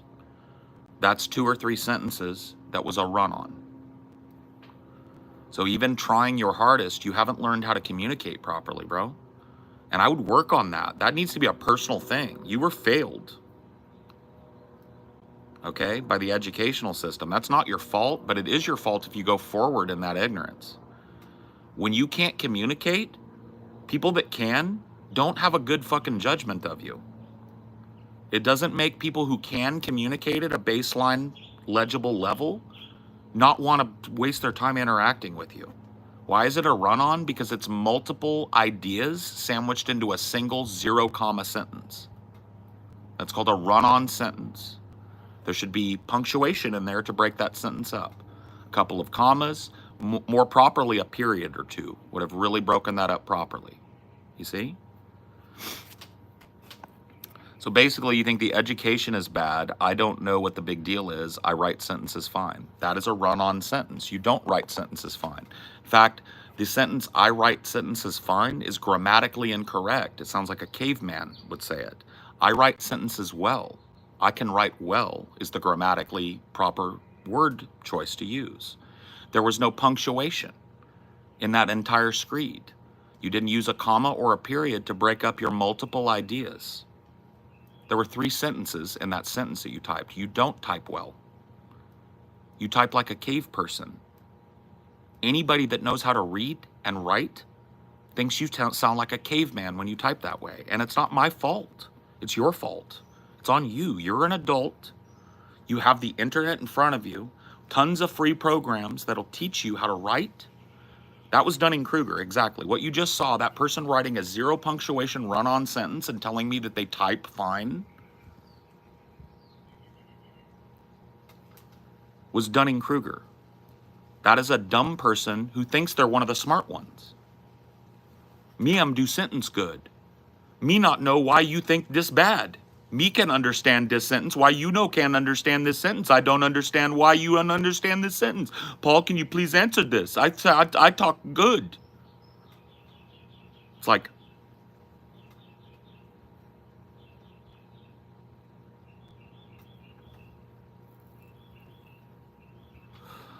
English is not even my first language, and I'm really trying to use it well. I hope I'm decent at it. You are. You are. I never would have known that you're not a native English speaker from that fucking sentence. That was perfect. It's this exact type of shit that gets played out at my job the other day. Supervisor had to go to put out a general message to the group to use proper grammar and punctuation when applying for a spot that's opened up. It's fucking sad. Like, you guys don't know that, like, the average person that has, like, cracked a book and knows how to write down their thoughts in a grammatically correct and legible way, when they read a run-on sentence with like just run on, no commas, apostrophe s's where they don't belong, misspellings, and we know that they're on a device that has autocorrect, you know what people think? They think, Jesus, I'm dealing with a dummy. Jesus, I'm dealing with a fucking dum-dum here. Somebody didn't learn the 4th grade run-on sentences rule? Didn't know how to break up their thoughts into periods so that you can actually read it, so it sounds like something someone would say? No punctuation, no question mark on the question. It's like, this is shit I picked up in 1st, 2nd, and 3rd grade.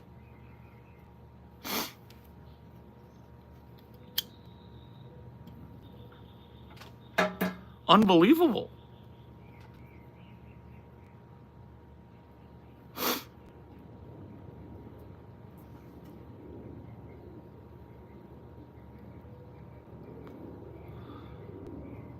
Special shout out to the concept of line breaks between paragraphs as well. Oh yeah. You know how many like wall of texts get posted? You know, wall of text is just somebody that never learned. It's like a person wants to tell you that much shit, but they never learned to hit enter when they were typing like a book report or a thesis or an essay. Like, they never learned to do it. They never learned how to, like, that's probably a complete set of thoughts. Let's do a line break. It's just, and that person thinks that they have that much to tell you. You understand? Like how it's just, I bail out.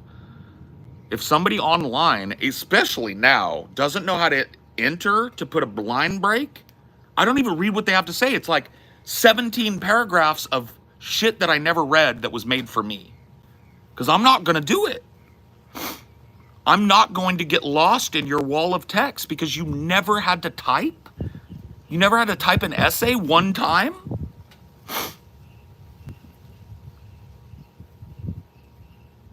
Bye, easy. Yeah, this is grammar class. Skibbity scroll. I'm trying to explain to you why people treat you like a dum-dum online. And I'm trying to be a guy that doesn't do it, hoping that some of you will hear this and learn. Go take a free course, man. Learn how to use commas. Learn how to line break. Learn how to capitalize and spell.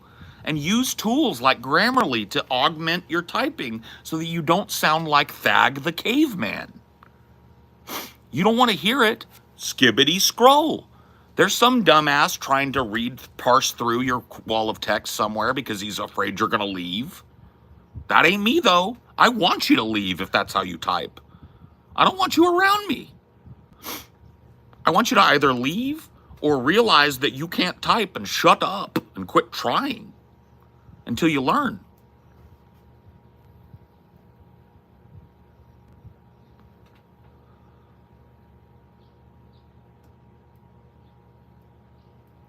Yeah, dude. Immigrants be speaking the language better than you. People that just moved here and picked up the language last year are communicating better than you.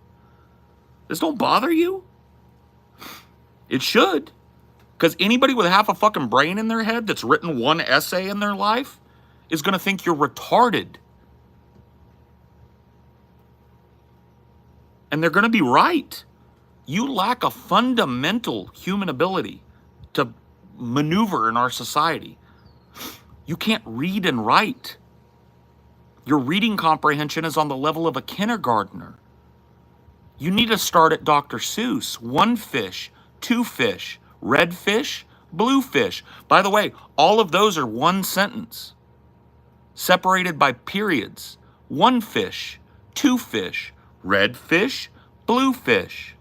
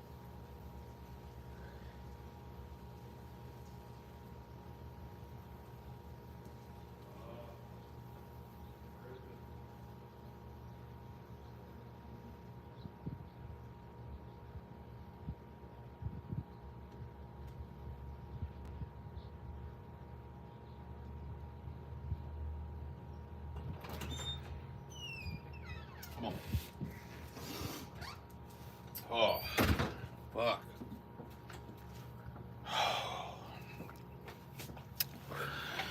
Oh, fuck me.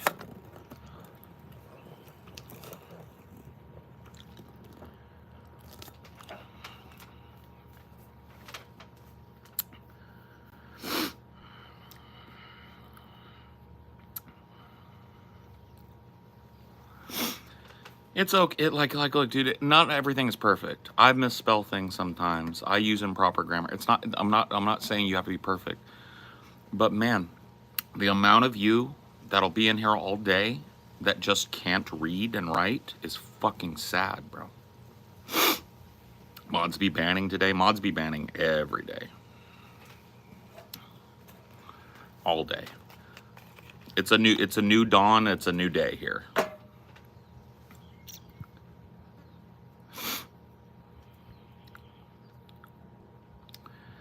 Was in the military, I feel the same about people like you that lack the ability and bravery to defend yourselves. What do you mean, bro? What do you know about me and defending myself? Tell me. Tell me where you got that. What do you know about how I defend myself? Do you think I don't own guns?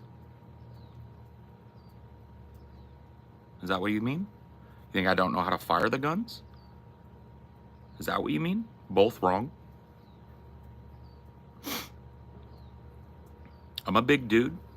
I've beaten people's asses and I've had my ass beat in my life. What do you know about me that you're not saying? What do you know about me that you're not saying? Well, you were kidnapped at gunpoint. Yeah, I went through a fucking crazy thing that many of you would have collapsed under the weight of. Yeah, I did. I had a 9mm pressed to my head for hours while I was driven around and dumped in a field. Yeah, that happened to me. When I was 16. What do you know about me now? Dude, military guy, I'm waiting on that. Why is it taking you so long, man? Predictive text? I could type a fucking 3-paragraph reply to that in 15, 20 seconds.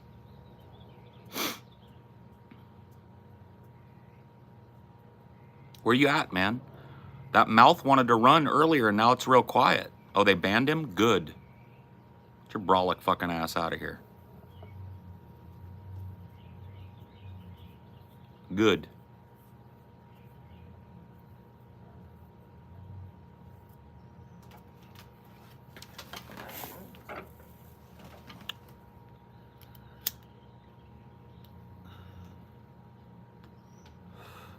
Yeah, he couldn't defend himself from that ban. Not many 16-year-olds would have the balls to make it through that talk about it like you did. Fuck no, they wouldn't. Like, I don't like to come off as a braggart, but I'm made of hard fucking stuff, dude. I'm hard to kill. I've been on death's doorstep a number of times in my life, and I've walked right away from it. I'm like a cockroach, okay? I'm a tough motherfucker.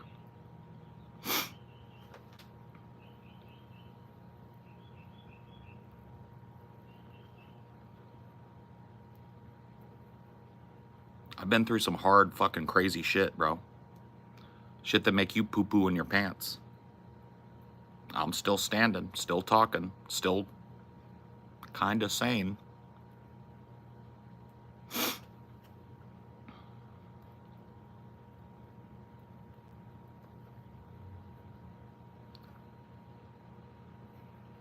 Why do you even say that, though? There was no context. Because he's a fucking idiot. Idiot. You know what context is? Context is one of the first things that you learn when you learn reading comprehension. When you don't learn reading comprehension and all you learn is how to sound out words and construct a very basic kindergarten level sentence, you don't even know that the concept of context exists within a written work.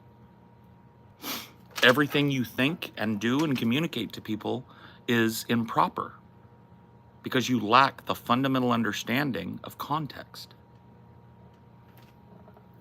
That's why sometimes these comments come out of nowhere. These are people who, like, if you put that interaction that just happened in public, there's a group of people standing around, one guy's talking, and you butt in and go like, I think you're a coward because you didn't go to the military and you don't know how to defend yourself. That's what happened. That's what lack of reading comprehension and context does to a motherfucker.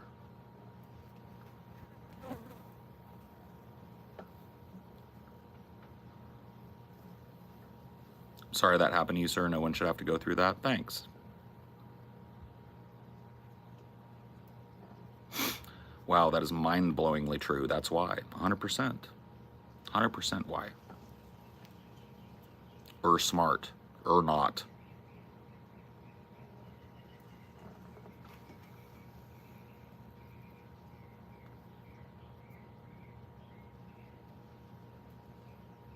Paul wanted to say that you convinced me to start wearing my dad's old watch, Longines Hydro Conquest. That's a nice fucking watch, bro. That's cool. That's a really high-end watch, man. Longines is a really nice watch brand. So, awesome. And that's a really cool, the Hydro Conquests are really cool dive watches. So you got yourself a really nice mechanical watch there with a Swiss movement in it, bro. That's good shit. This was low-key a commercial for Grammarly. I mean, yeah, if I can help, if it helps you. I mean, if you're gonna be dumb, at least use the tools that automatically fix dumb and make it sound smart. Like, I'll take that.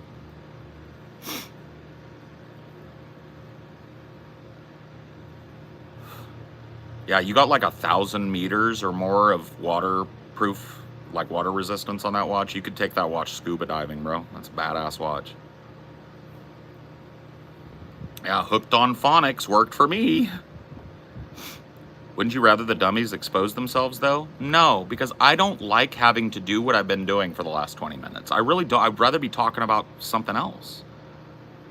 I would rather the dummies avail themselves of the easy technology that fixes their dumb-dumbness so that I can have a conversation with them. I'd rather never have to speak about this. I'd rather this was just implicit because everybody in here at very least graduated the 4th grade. But you can't rely on that anymore. There are people with 1st, 2nd, and 3rd grade reading levels operating out there as adults. And they want to come in and they want to have a talk in a philosophical stream like this where we're talking about adult shit in the real world, and they don't even have the tools to communicate their ideas, let alone a basis for those ideas. And it's a waste of my time, and it's a waste of your time if that's not you, right? That's why I have to spend time doing this stupid bullshit, but I would really rather I didn't. I'd really rather these motherfuckers just go get Grammarly and stop typing like they're 12 or younger. In fact, I texted my mom the other day. This is a true story. I texted my mother the other day saying, hey, Mama, what's going on? Miss you, was thinking about you. I get a text back. It's from one of my nieces. She's 9. It says, hi, Uncle PJ, this is so-and-so. I'm on Grandma's phone, period. We love you and we're having a great time, period. How are you, question mark. 9.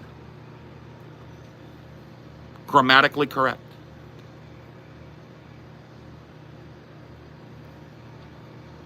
9.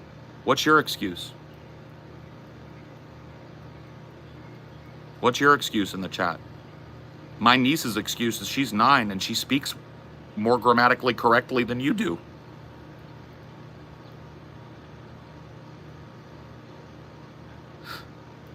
How'd that happen?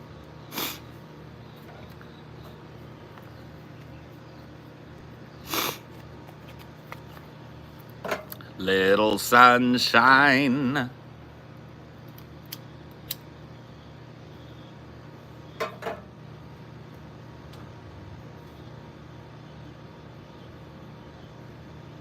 Greetings from LA. What's up, papi chulo?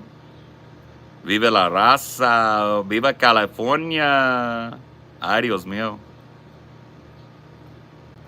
Hola from Fresno, ese. Hola from Fresno, vato. Ay, papi chulo.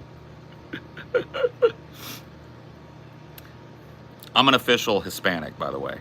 You can't call me racist for that, okay? I was raised in fucking Fresno, Madera area, dude. 78% Hispanic, bro. I don't know any better, Holmes. I don't know any better, Holmes. Dude, I get so depressed when I go to school functions, even third graders have, oh yeah. Dude, you want to get fucking depressed about this shit I was talking about? Go to the subreddit, go to the R teachers and R substitute teachers subreddit and read some of the shit that teachers are saying about kids. It's worse than I'm making it out, bro. It's worse, if anything. Viva la raza. Mano con mano, hand to hand, corazón con corazón, somos la gente al unión, somos solidaridad. It's a little Hispanic labor tune for you, a little Cesar Chavez tune.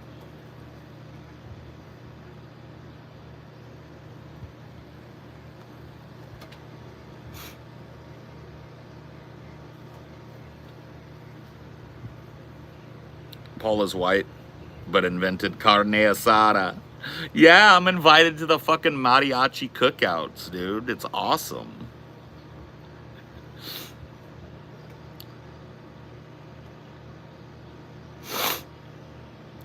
My aunt works as an elementary school teacher. The stuff she has told me is terrifying. Oh, it's horrible, man. It's worse than anybody knows, or anybody seems to know. Show feet? Nope. Get out.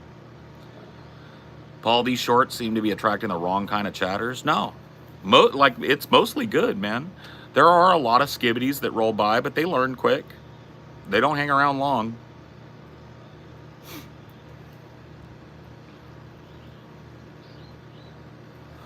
Teachers be like, these kids don't know how to read, even though I'm an English teacher. Well, then fucking school teach them. Tell me you don't know a fucking thing about public education without saying that you know nothing about public education. You don't know a fucking thing about what you're talking about, bro. That's just out of your ass. And you can blow it out your ass.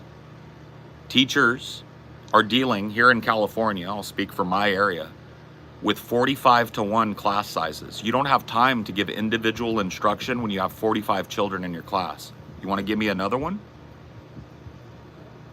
You want to give me another one? Wrong placement of quotation marks as well. True. Pretty dumb. It's like your English teacher should have taught you how to speak. Or at least taught you how to do research. That's another thing I learned in school. So you don't pop off at the mouth and say something completely fucking false. You don't spread misinformation. You learn how to do research, how to find corroborative sources, how to multiply source a claim. All of that I learned in like middle school. That was like 7th and 8th grade, learning to do research papers and stuff. Are you a teacher, I'm guessing? No. No, I worked in the school system for 8 years. I was a technology consultant for the school district. It was my job to set up the testing environment and train teachers and students on the programs used to test for Common Core. I did that as well as just general tech support for every device on 3 campuses. I was overworked like fuck, like everybody else at the school district. I used to go to these tech conferences and I would tell guys how many machines that I personally oversaw on 3 sites, and they would laugh at me and tell me, how do you even work? And I said, I do my best. I got a help desk queue that only grows, never shrinks.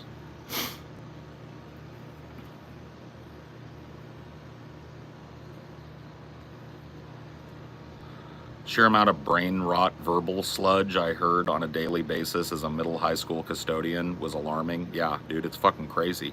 I'm not trying to fucking like front, but me and my friends were having like conversations about social Darwinism when I was 14. At 14 years old, we were sitting on my dad's back porch smoking weed and talking about philosophers that we had read.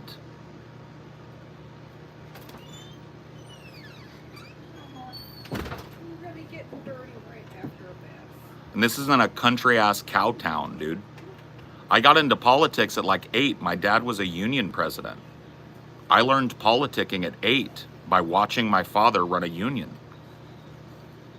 Like, all of this stuff was behind me fucking over 20 years ago in most cases. And And a lot of you are about 15 years behind me at 20. That's not good, guys.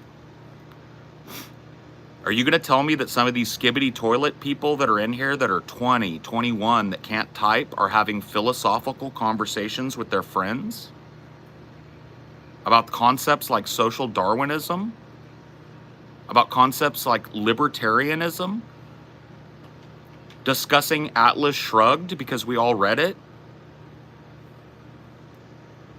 in a cow town? You guys don't see a difference that might be a little shocking and concerning about your generation and what you learned and what you didn't learn in school?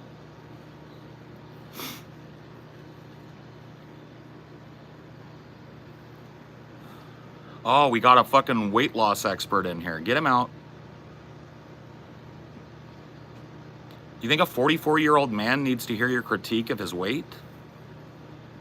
I don't know I'm fat. See, that's what I'm talking about. It's skibbity shit.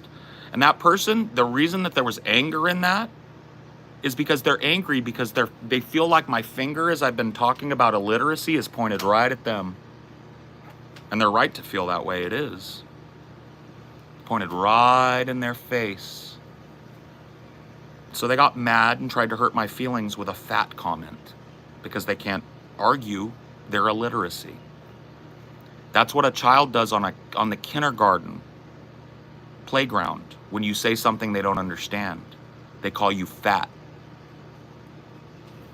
That was a 20-something-year-old person.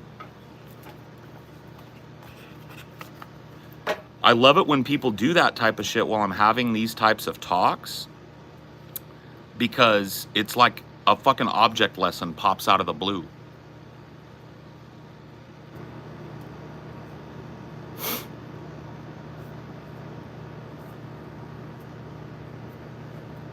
An intellectual 8-year-old in comparison to modern 8-year-olds? Yeah. I'd watch some of the greatest movies ever made multiple times, and I could talk about the plot points and the sub-themes and shit by 8. Yeah. I'd read 3 Stephen King novels by 8 years old. I'd read It, The Stand, and Salem's Lot by the time I was 8. Yeah, dude. You're a little behind.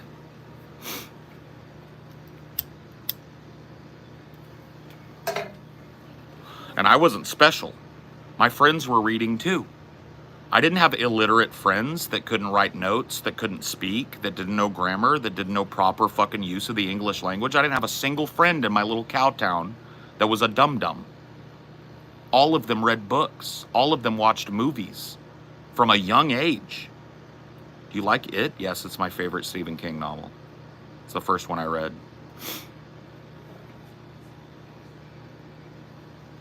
Is this a leftist channel? This is a labor channel. I'm on the political left, but I'm not a Democrat. I'm a labor leftist. Can you say my name? No, but I can watch you be banned. Bye. This is stupid. What do you mean? Would you walk up to somebody having a conversation on the street and say, "Can you say my name?" You wouldn't. Why would you do it here? Because you're used to this being a place where your fucking lack of knowledge and your stupid skibbity brain that can't pay attention for 2 seconds is tolerated. It's not.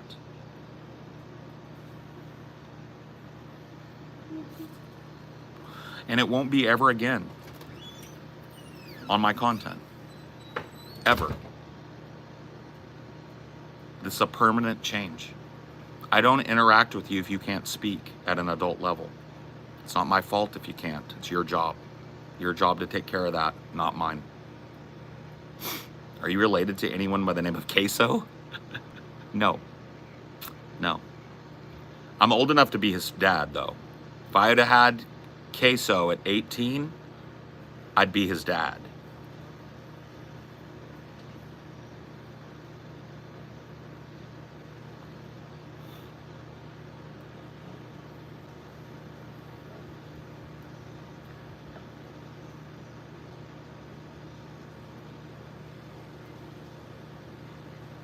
Queso is 19, yeah. So if I had him in 1998, he would be my son. Would be dope if you guys stream together one day. I'd love that. Yeah, man. Everybody calls me Queso like 90 fucking times. It's okay. He's a really popular streamer guy, and people are like discovering my channel, and they say, you know, I kind of do look like the guy, fat beardy guy. Got maybe similar like senses of humor or whatever.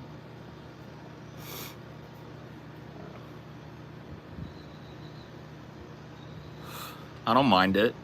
I take it as a compliment. Do you know any remedies to get rid of kidney stones? Nope. Not a doctor. I realize the purpose of life is rejuvenation, regeneration, and regrowth. I don't know if I agree with that, but that's a good basis, I think. I could dig that.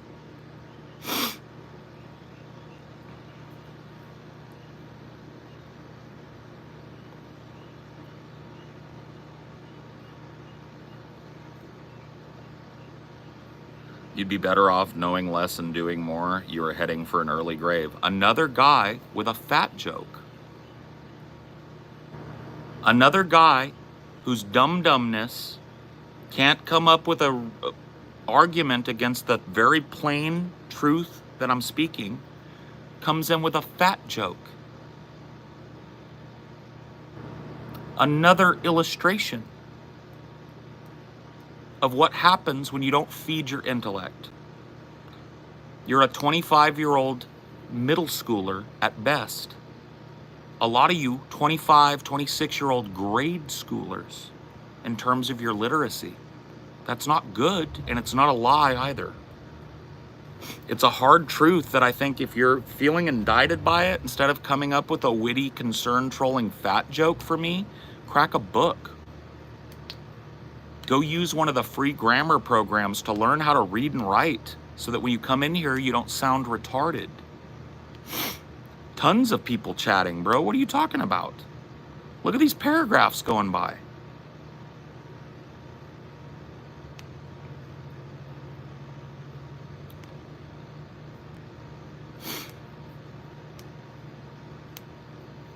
There is no meaning. I'm an optimistic nihilist by philosophy.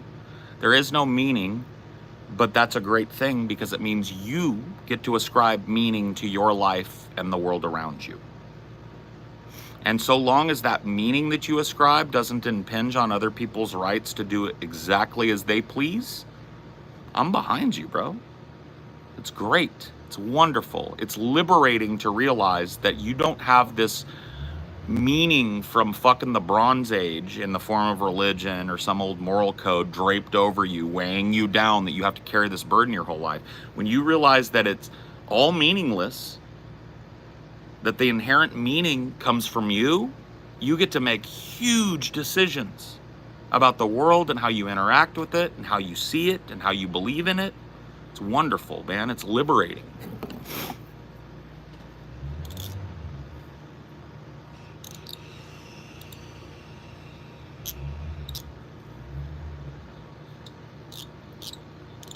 It's like asking, why is that mountain there?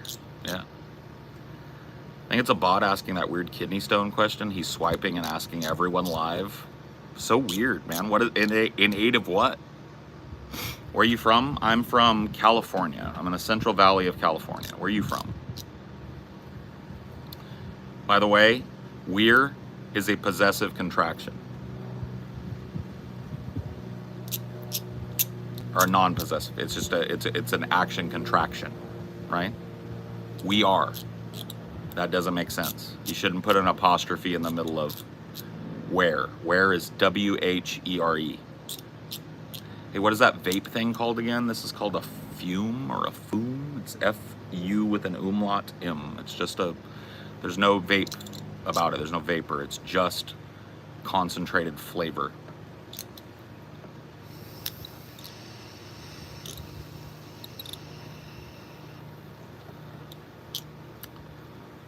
I know a lot of people who live at home with their parents who are almost 30. I don't know what our generation is doing.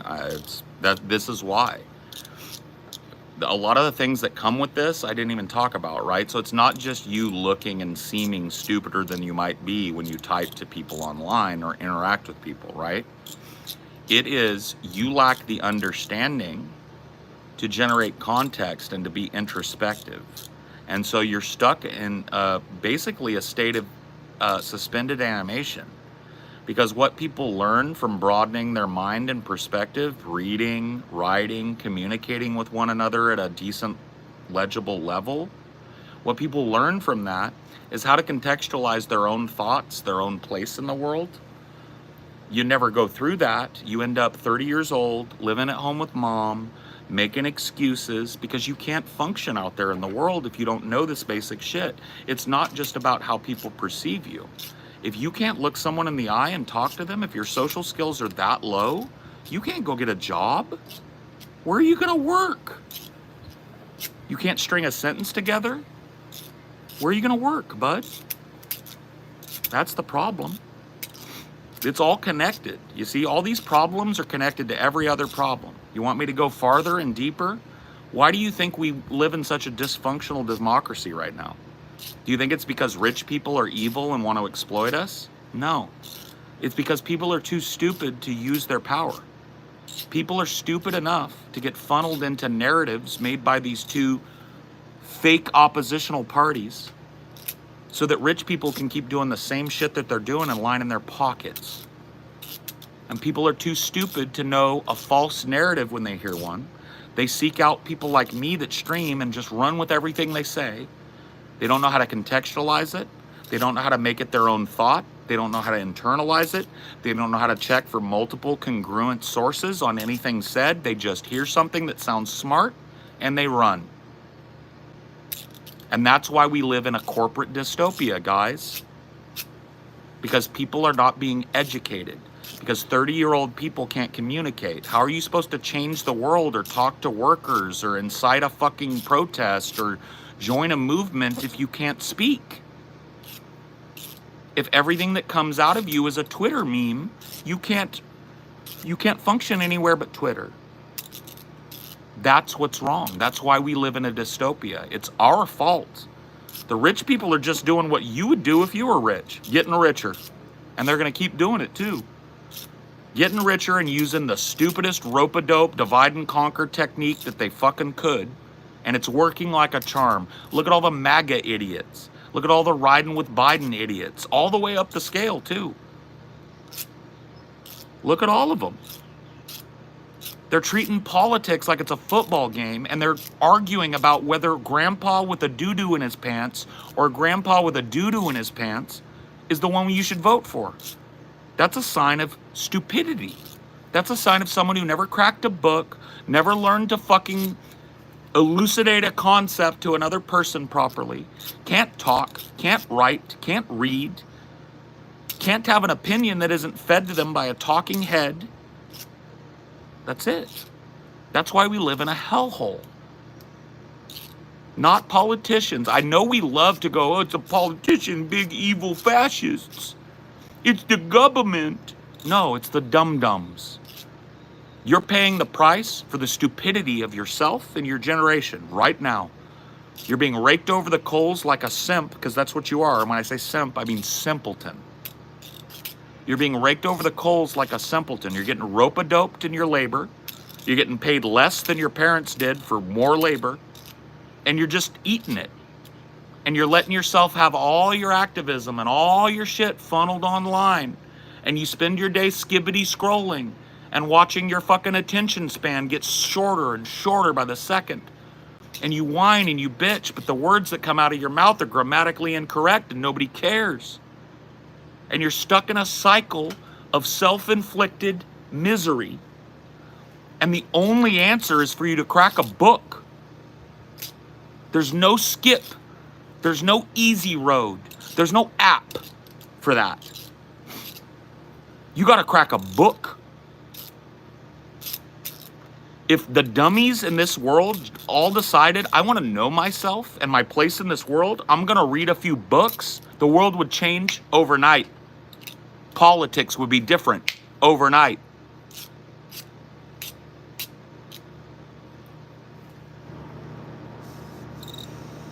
Really not fair to put the blame on regular people. I'm sorry you feel indicted by that, but if regular people would rise up and do what they know they need to do, we wouldn't be living in a hellhole. They're too dumb. They're too skibbity online brained. They think that Twitter is activism. They think that arguing with what is probably a bot on Twitter is activism. They don't hit the streets.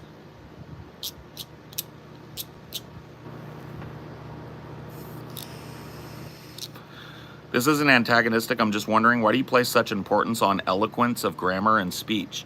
Because it is the thing that separates us from the beasts.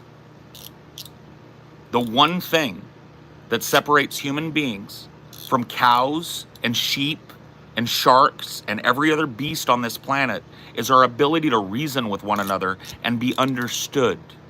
And if you lack the ability to make yourself understood and to understand others, you are living outside of the state of humanity. You're not participating in life. Language is what makes us different. Language is what makes us able to do all of these amazing things you see. These buildings, this electricity, these inventions. All of it is language. And if you can't practice language even at a basic level, you are fucked. That's why I care. That's why I spend time talking about it.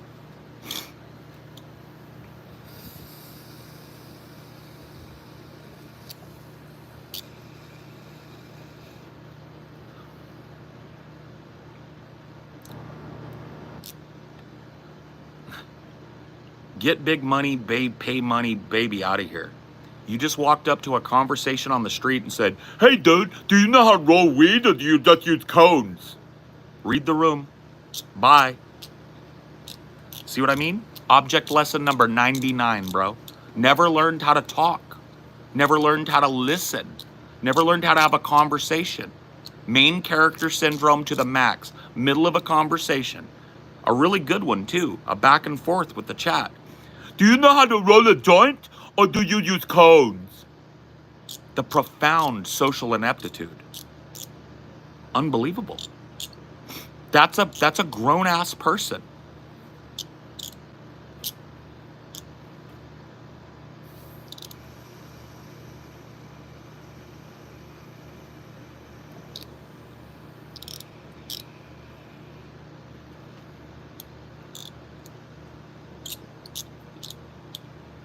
Pretty rough.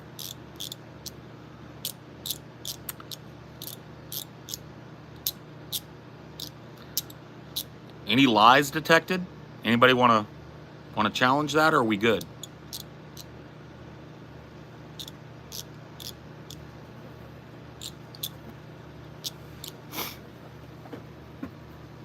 I don't know how you manage this. I'm built different.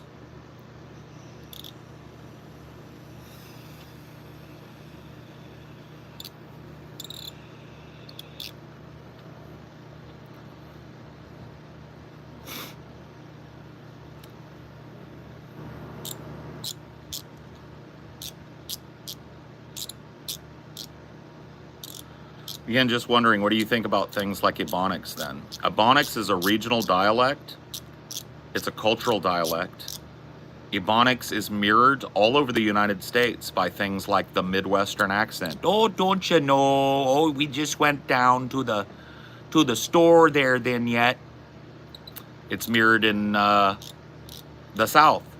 "I don't know much about welding, but that weld was dog shit." It's no different than that.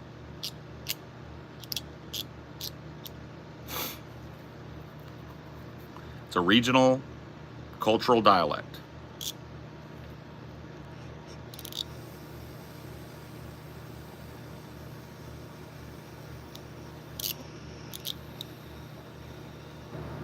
The Southern accent can be heard in California, broadly.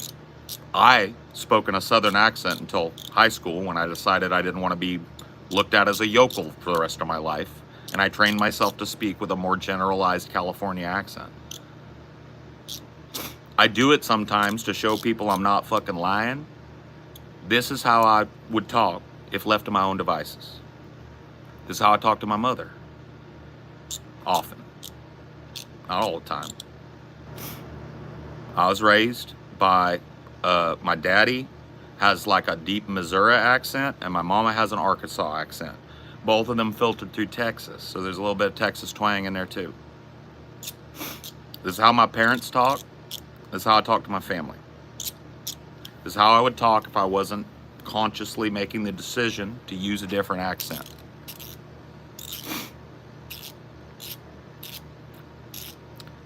It's a dialect, you see? I also have a bit of a tendency to stutter, to have my brain outpace my mouth. And so this dialect, you can tell I kind of draw out and speak very deliberately in this dialect.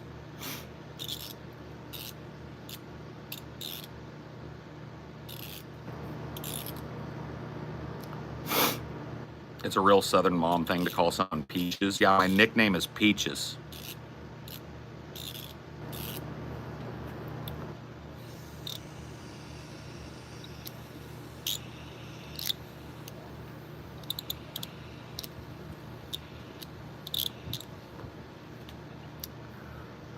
Paul, do you think reading nonfiction books such as philosophical, political treatises, and scientific research papers is better than for reading comprehension than reading fiction books? No.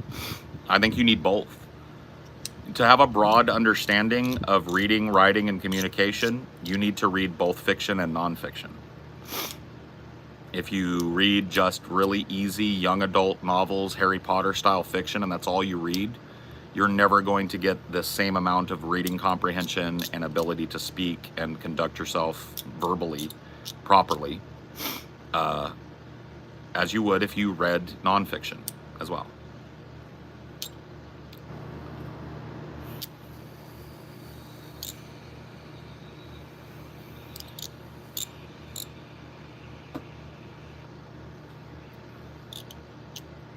Both of them.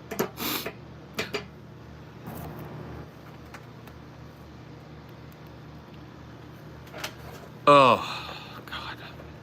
I need to go out and do things today, but I don't want to. You know what I mean? They're things. They're things I need to go do today, but I do not want to go do them. Adult problems.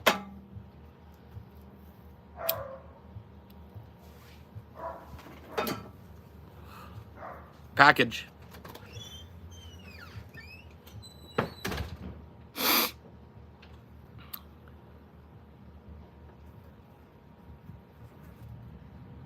Stop being lazy. Don't give me advice, bitch.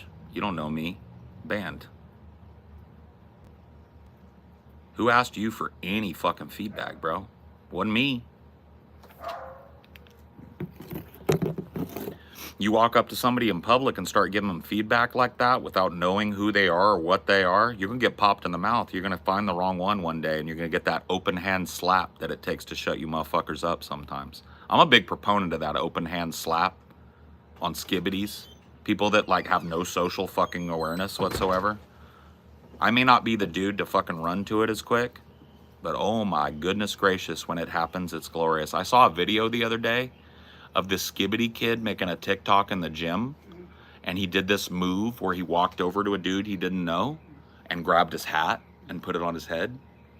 And the guy was like, give me my fucking hat back. And the guy was like, for the TikTok, like mean mugging him. And the dude just like, it's the most fucking satisfying thing. The dude takes one step towards him and goes like right across his chops. And the kid goes, whoa, really? Really? For real? I'm sorry, man. Oh, give me my fucking hat, bitch. Guy puts his hat on and just goes back to what he was doing. And the guy's like, really? Real? Real? Okay, dude. Okay, bro. It's like, fuck yeah. Somebody just learned. It's almost like the guys at Amazon know how to knock a door. It's crazy, right? I didn't know that was bad. You didn't? Well, now you do. I bet that's the last time that skibbity motherfucker grabbed somebody's hat off their head for a meme. You got the chops slapped. Pop! You want me to give you another selfie, baby? Yeah, please. I'd love one. I've never been to a Comic-Con.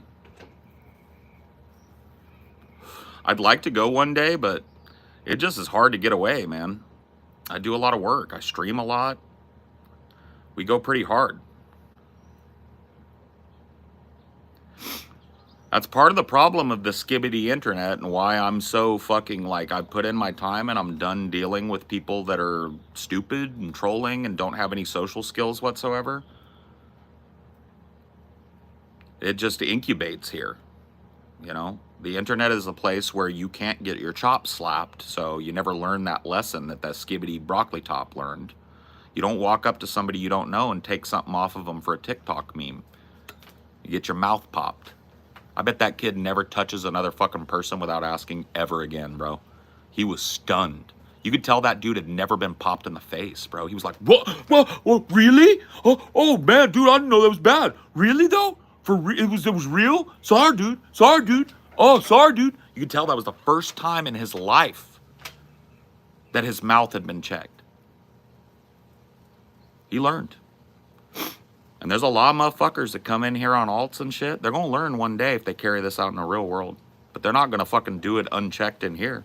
I can't pop you in the mouth here, but I can tell my fucking army of mods to ban your ass before I even see your comment. That I can do.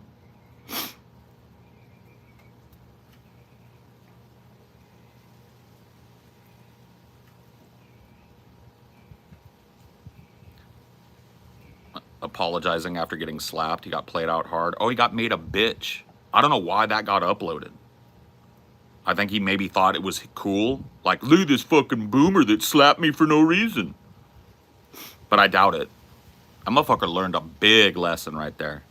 Reality in the form of a big weightlifter's hand went right across his little bitch-ass face that never been popped by a parent, never had his little bum spanked by his parents, never had any fucking little rich broccoli top running around making TikToks. To be fair, slapping random people, not if they touch you. You walk up and put hands on me, bro, I'm gonna slap your face. That's how I work, bro. I never put my hands on a person. You put one hand on me in any kind of aggressive way, you take something of mine, I'm gonna pop you in your face. That's how I get down. I don't fuck around in public. Are you kidding me? You better be ready to go throw bows. You pull something off my head, because I'm coming for you. I would have done exactly as that motherfucker did. I'll slap your face. Now, you might beat my ass, but we're going. I don't take that shit off of nobody. Yeah, your freedom to swing your arms like this ends right here at my nose. You touch me, you're going to wish you didn't. That's just the truth.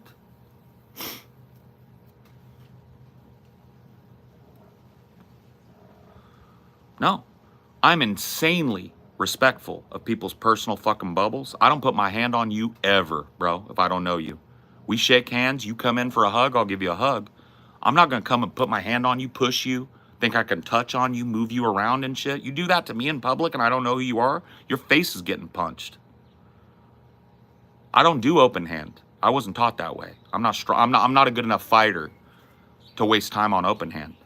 I'm going to jaw jack you and we're going to see what's up. I'm not a fucking tough guy. I'm not a great fighter, but I don't take that shit off of people in public. I ain't gonna take it off you here. 100%, bro. You can fucking moralize about that dude slapping that kid's mouth all you want, bro. He did you, me, and everybody else a service. There's one less broccoli top running around with his phone in your face thinking he can get away with fucking murder. If all it costed was a harmless slap to bring that kid into fucking reality, he did God's work, in my opinion. That kid ain't gonna have a scar left on him for the rest of his life and a big dental bill because he got slapped.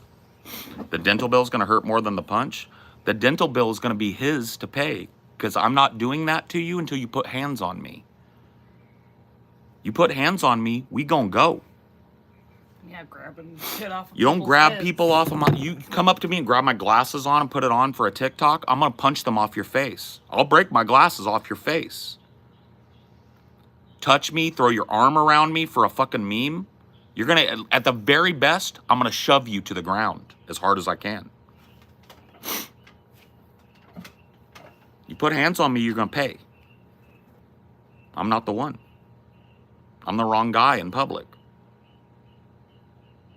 And there's a lot of us out there too. There's a lot of people out there that have a fucking boundary in public that if you cross it, it's on. I'm that guy. I don't look to beat people up or be violent ever. You put hands on me, we're gone.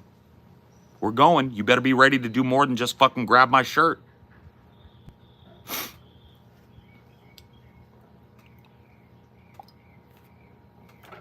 You got slapped. Some TikTok Zoomer did the fucking maneuver where he pulled some fucking big weightlifter's hat off of his head and put it on and mean mugged him.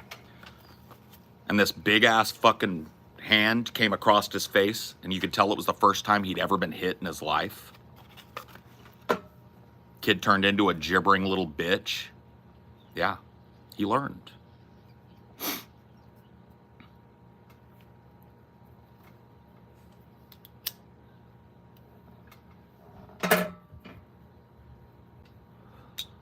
You wouldn't want to be slapped. You wouldn't be slapped by me. If it comes to throwing blows, I'm not trying to sting your face and teach you a lesson. I'm trying to put you on the ground and make you bleed.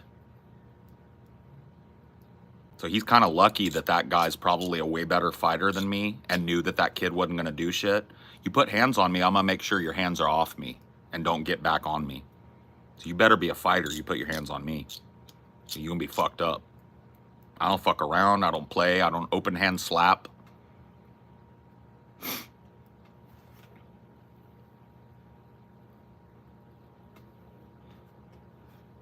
That might get you arrested. It won't. Especially if it's on tape like that. You put your hands on me, I put my hands back on you. I neutralized the threat. I'm willing to go to court. I'm willing to go fucking sit in the drunk tank while I'm being fucking investigated. I give a fuck. I give a fuck. I've been in scraps like that my whole fucking life. Multiple times. Never been cops called. It got settled. One way or the other one, it got settled. I've had my ass beat and I've whooped some ass. Self-defense doesn't get you arrested, and if it does, it doesn't get you prosecuted. I don't do a fucking thing to anybody until they put their hands on me. You cross that boundary. You want to yell at me? Cool. I'm never a dude that's going to jump first because you're going, do something, bitch. Do something, bitch. You want to take it to the next level that's not mouth and put your hand on me? I'm ready. I don't want to do it to you, but I will. I'll hurt you bad. That's just the way I am, though. That's just the truth. See, we're talking about that big gym dude who slapped that kid when he took his hat? Yup. That kid ain't taking nobody's hat ever again. That kid learned a little boundary lesson that day. Got a little bloody lip. Got a little face full of big old calloused up fucking weightlifter hand. He don't want another taste of that. I've never started a fight in my life. I have never been the dude to go, you know what, fuck you, bitch. Bah, bah, bah, bah. Nope. Not one time in my life. Not once. I've finished a few, though.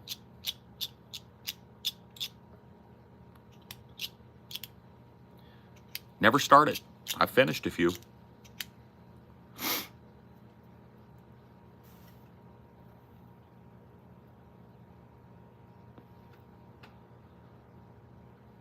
Oh, man, I'm going to go back and watch that video as soon as I'm done here. It's like the dopamine. It's like, oh, man, our society needs this. That weightlifter guy needs to do this for a living. He needs to get a federal bitch slap pass and just travel around this world looking for unaware motherfuckers that think that they're the main character and slapping their faces up. You're doing God's work out there. How old are you? I'm 44. I don't know why you had to separate old. Do people block that word? I don't block that word. I block the N word and all of its variations. That's really the only block list word that I have here. That's why people have to do N word towers in here, because I've got all of the fucking permutations of it banned. But I don't do old. I broke the wrist on my dominant hand a couple of years ago. Now I'm afraid that I'll shatter it over again if anything happens. Yeah. I don't want to get hurt, and I don't want to hurt people. I'm not trying to be brolic like that, but I don't abide people breaking that fucking barrier with me. You put your hands on me, we're going to the ground. You better have some groundwork, because I'm taking you down.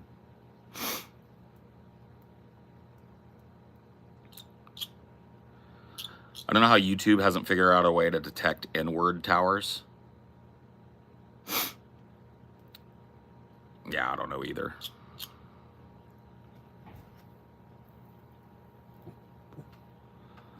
If a stranger did something like that to me, I'd worry I'd be too shocked to even respond. Yeah, I don't get shocked. See, I'm a socially aware person, so I'm watching for shit. If there's a problem, I'll usually see it before it's within 100 feet of me. And I'll do everything I can to avoid it. I'm not out looking for trouble. But I'm a very, very socially aware person. A lot of that comes from just my PTSD. You know, we were talking earlier about how I was carjacked. I have my head's on a swivel permanently now because of that. Those guys walked up on me because I trusted that two dudes walking in the middle of the night in my neighborhood was probably fine, and I didn't pay attention to it. So those guys walked up on me because I didn't pay attention. That is never happening again. So I see a potential trouble source from about a mile away, and I walk around it, and I do my best to avoid it. But if it comes up to me and puts its hands on me, it's going to the ground, and it better be an MMA fighter. Because it's going to have 300 plus pounds of sweaty, angry man on top of them, neutralizing them.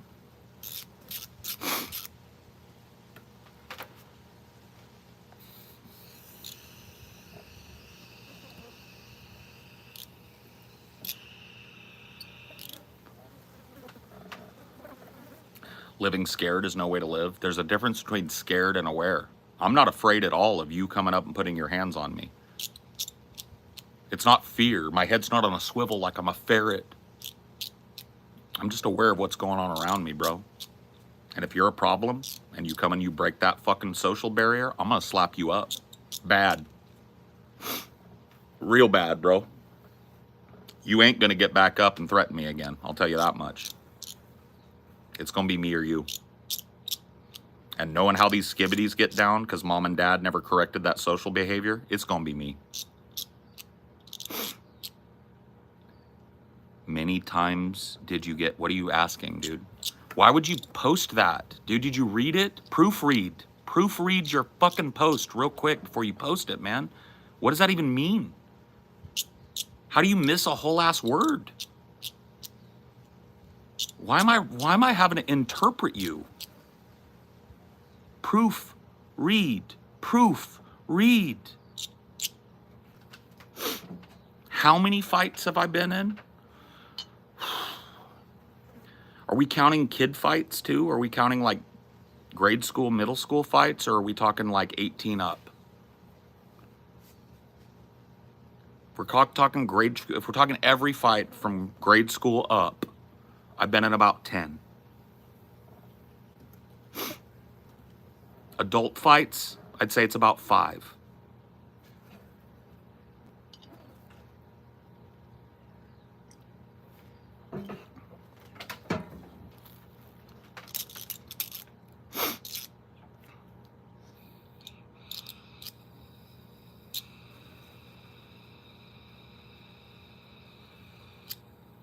Anna, why don't you let Dad pet your new clean fur?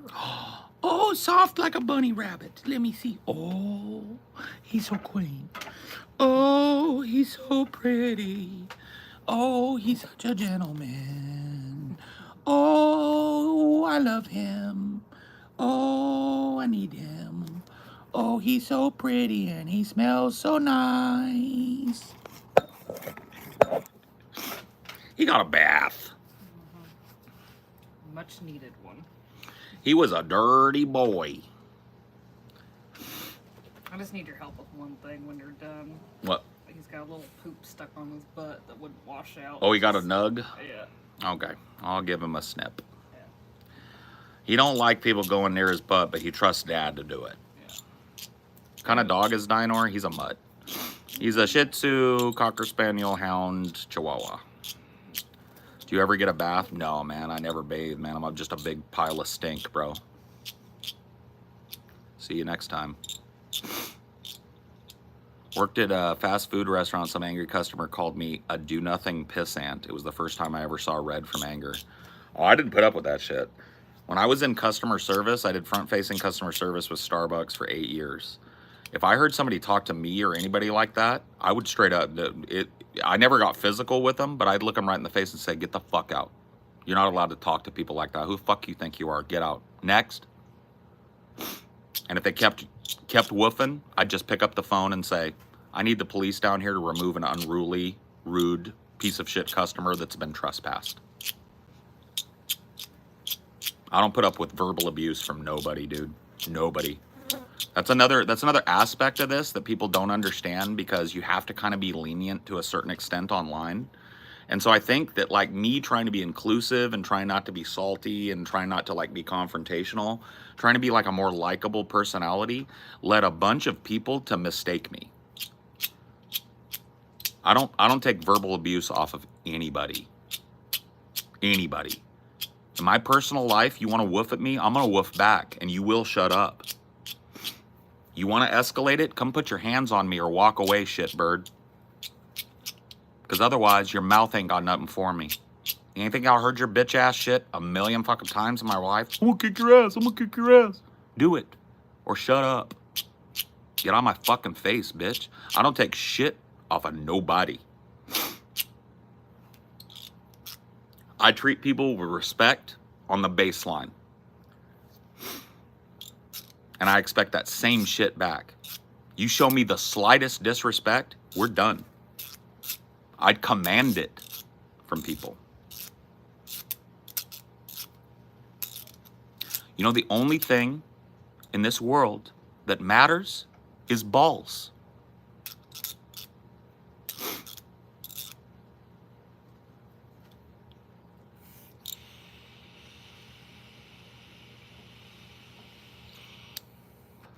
What was your worst customer experience? Were things thrown? No, it was a little Asian man who gave me a $20 bill.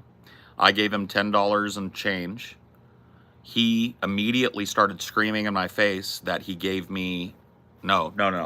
He gave me a 10. That's how it went. He gave me a $10 bill. I gave him $5 and change. He immediately started screaming in my face. He went from 0 to 100 that he gave me a 20. This is a tactic. People will use this to badger people into giving them a free $10. I knew for a fact that he gave me a 20 because at Starbucks, it was policy to mark our 20s, to check for counterfeits, and to put them in a separate drawer. There were no 10s in my drawer. I showed him this. I popped my drawer open. You're not supposed to do this. But I went, sir, no 10s. Here's your 20. Marked. This is the one you handed me.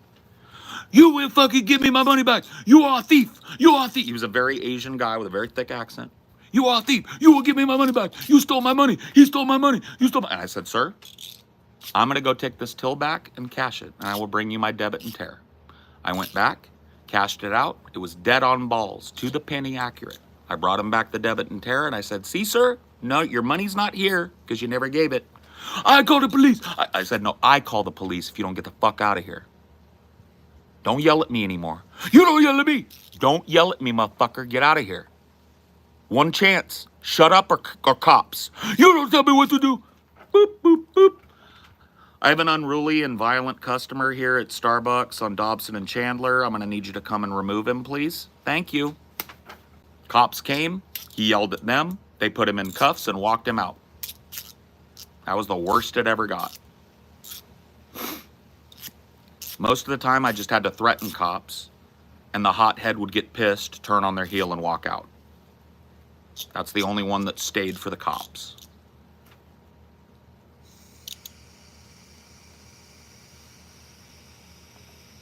Love your attitude, my son, ex-boxer with a beautiful soul like you. Oh, thanks, Scotland. That's very nice of you to say. Very kind of you. Do you command respect by showing the other person respect? I show a baseline respect to every human being on the planet, but as soon as they get on the negative side of any type of level of respect for me, I'm done with them. I'll wad you up and throw you away in public. I'll embarrass you bad. You get out of line with me, I don't take it. I think a lot of people have mistaken me because of my online content creation and the fact that chats are just fucking skibbity bullshit. I've gone through long swaths where I just ignored people being shitty and stupid. I think people mistake that for my personal philosophy. My personal philosophy is now applied across all of my properties. I don't take verbal abuse. I don't take bullshit. I don't care who you are. I don't care if I know you or not. I don't take bullshit off of nobody. Not a grain of it. Not an iota.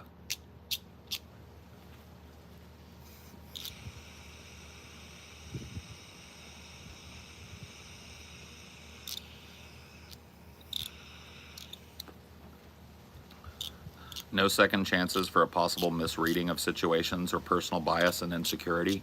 I unbanned somebody I banned on Reddit yesterday because they sent me a DM saying, dude, I'm sorry, that was a shitty comment. I've been here a long time. I didn't mean it, man. I understand, though. I deserve that ban, but if you want to unban me, I won't do it again. And I unbanned them.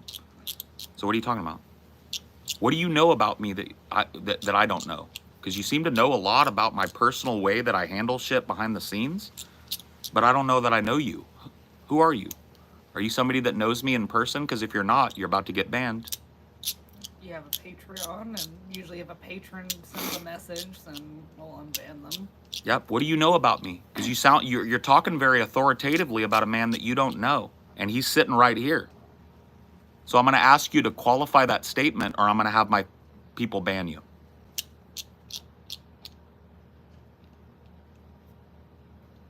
You got 20 seconds.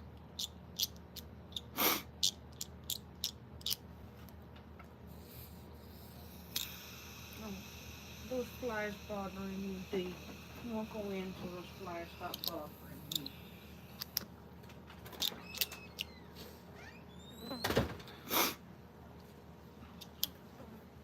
Bye-bye.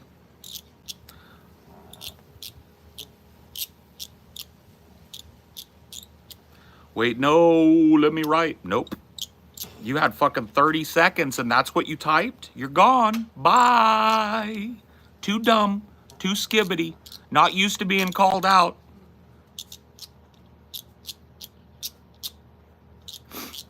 I don't abide disrespect in social situations, in employment situations, in law enforcement situations, or otherwise. If you are disrespectful to me, you get what you give. And I tell you to go fuck yourself to your face. Then what? You want to escalate beyond then, I'm ready. But you don't. Because you're a mouth.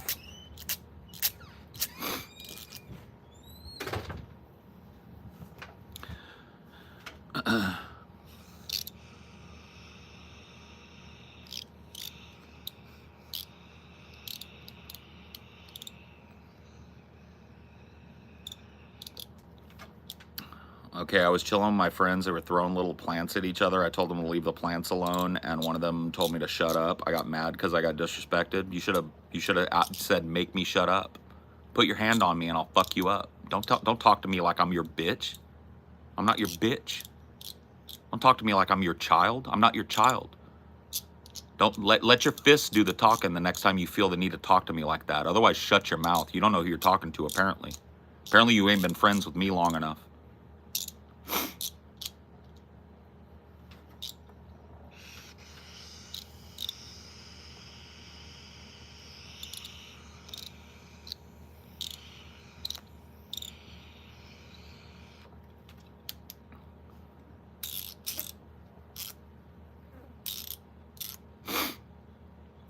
That's just how you do it.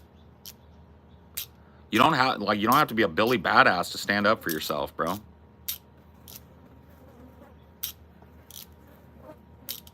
What happens when a cop disrespects you? I mean, to a certain extent, you kind of have to take it, but I'm not gonna fucking like, yes sir, no sir, a cop that's not meeting me at the same place. They want to take me in and pay me a bunch of fucking shit for false arresting me. I'm down. They got body cams now. I'm not afraid of escalating with a police officer that's treating me like I'm a fucking peasant or some shit. You treat me with respect. Like I got pulled over a couple weeks ago for speeding. Cop was totally respectful. That's all I ask. Just doing his job. You want to talk to me like I'm your little bitch, though? I'm a woof back.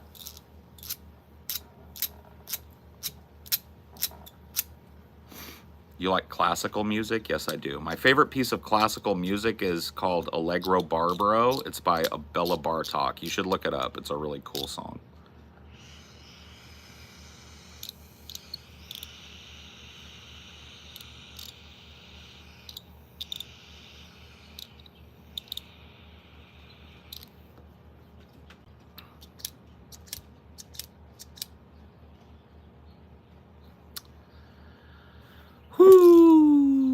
How many genders are there? As many as your heart desires. Gender and biological sex are two completely different things. You want proof of this? Take a look at the way that the founding fathers dressed. High heels, makeup, powdered curly wigs, lipstick, blush.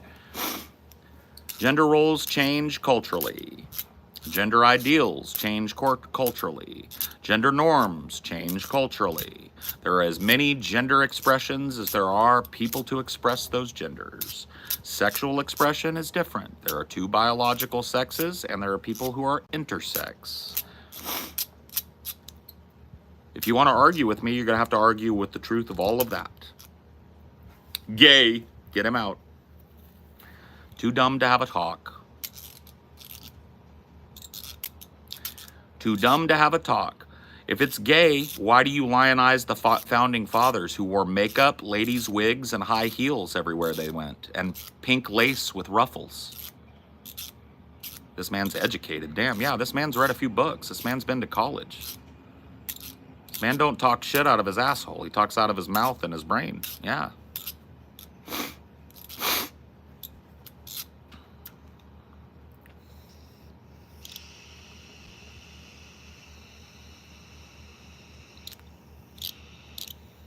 I like you, but I'm afraid to talk to you. Why?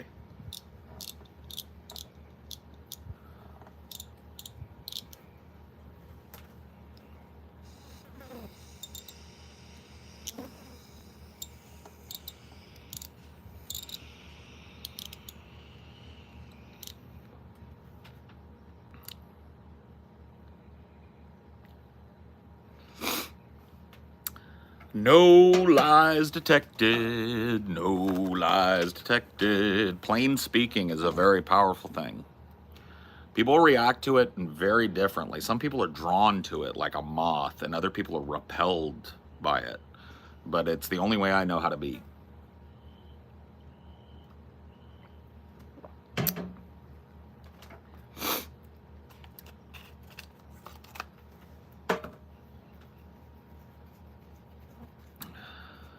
Them flies are out. I need to get a new salt gun. My salt gun has it's here. It's been sitting out in the fucking sun forever. It's just all fucked, man. It's all seized up.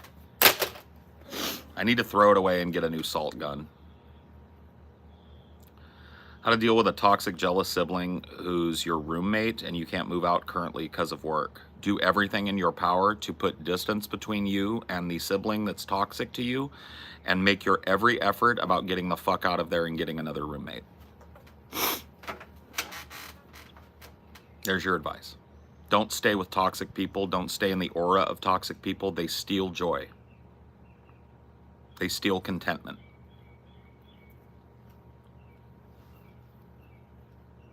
Paul's nicer on voice chat and IRL. He's a nice person. Of course. Dude, I'm harsh here because look at what I'm dealing with. People calling me fat. People being stupid. People misunderstanding or misrepresenting what I'm saying. Like I told you, I don't put up with shit. But as long as you're a baseline respectful person and an adult, I'm a chill fucking guy, dude.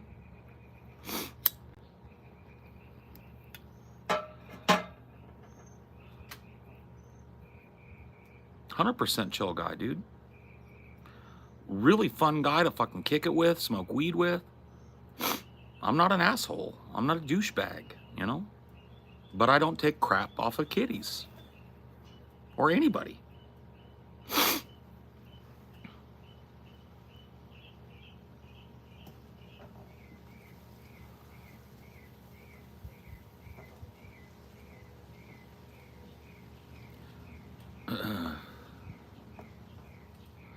I'm sorry people are so mean to you. Don't be. It's okay. I got a thick ass fucking skin. I just don't put up with it. I don't allow it in my bubble. That's how I deal with it. People that are mean-spirited, stupid, childish, they don't get to come near me. And if they do, I take care of it. If it's in public, I tell them to shut their fucking face and get away from me. And if it's in private, I ban them. If it's on the internet, I ban them. That's the way it works.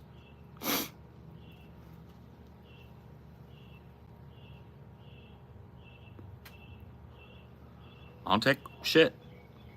Nobody, but nobody, has any right to give me shit.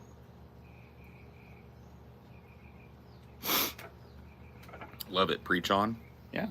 It's not about being mean or aggressive. It's about having respect for yourself. It's about enforcing a baseline respect that you give to everybody else. That's it. It's about having self-respect. That's it.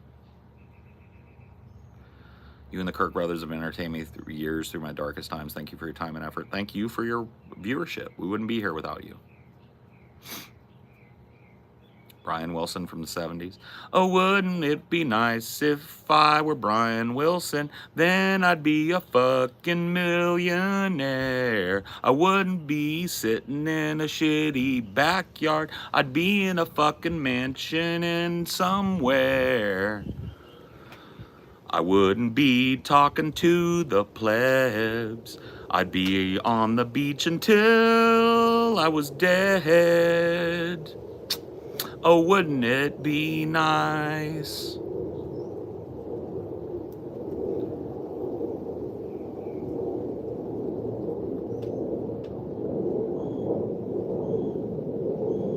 Yeah, bringing Paul to DPP as a permanent fixture was a single-based business decision. TJ Everman, I don't know about that. TJ was doing business and had his own fucking thing established well before I had anything to do with it. I do think it was a smart decision. He made a lot of money with me over the years and vice versa. I think it was a smart decision to hire me and work with me, yeah. I don't know about his best decision ever or whatever. I wouldn't claim that. How do you imagine your life would be if you were a billionaire, no kayfabe? So am I a billionaire that became a billionaire, or am I a billionaire that inherited billions? Those are two different answers. If I inherited billions, I wouldn't be here. You wouldn't know me. I'd be a completely different person. If I was this guy and then all of a sudden I invented something and made $1 billion, I'd be down to earth as fuck. It just depends, right? Any advice on how to set boundaries, especially with your toxic family members? Your family members are not some special people with a card that says they get to be mean and toxic to you. I have cut family members completely out of my life for that very reason. Setting a baseline level of respect that you expect for your person includes your family. And it's a hard thing to do, but if they're toxic and they're taking from you and never giving, you walk away from them. You do everything in your power to become independent of them, and you walk. You don't put up with bullshit in your life. People like that will drain you dry. You're nice, you're empathetic, you don't want to cause problems. I'm the same way. I don't like, as brolic as I've been in here, I don't like causing problems. I'm never the guy that walks up, fuck you, motherfucker. I'm not that guy. But I don't put up with that shit neither. You take it there with me, I'm gonna do it, and I'm better at it than you, because I've got way more practice woofing back at fucking idiots that ain't got shit to do. So yeah, if I won the lottery or something, you guys wouldn't really see much of a change. Maybe a change of venue. I wouldn't be living in Fresno, I'll tell you that fucking much.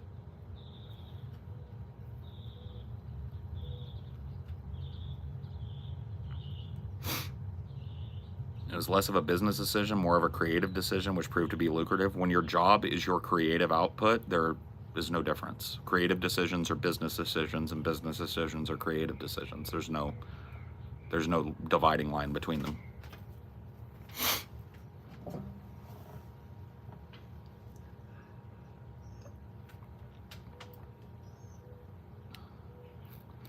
You'd have more rings, that's for sure. You're probably right. A cop once told me your family members aren't entitled to toxicity as I was detained. Don't let the word family excuse their behavior. Yep. Are you considered running for office? No. Do you like Lincoln Park? I did, yeah. I wasn't the biggest fan, but I liked it. Why is Paul starting to look like someone's aunt? Get out. What makes you think? You could, like, would you walk up to a dude on the street and say, you look like somebody's aunt?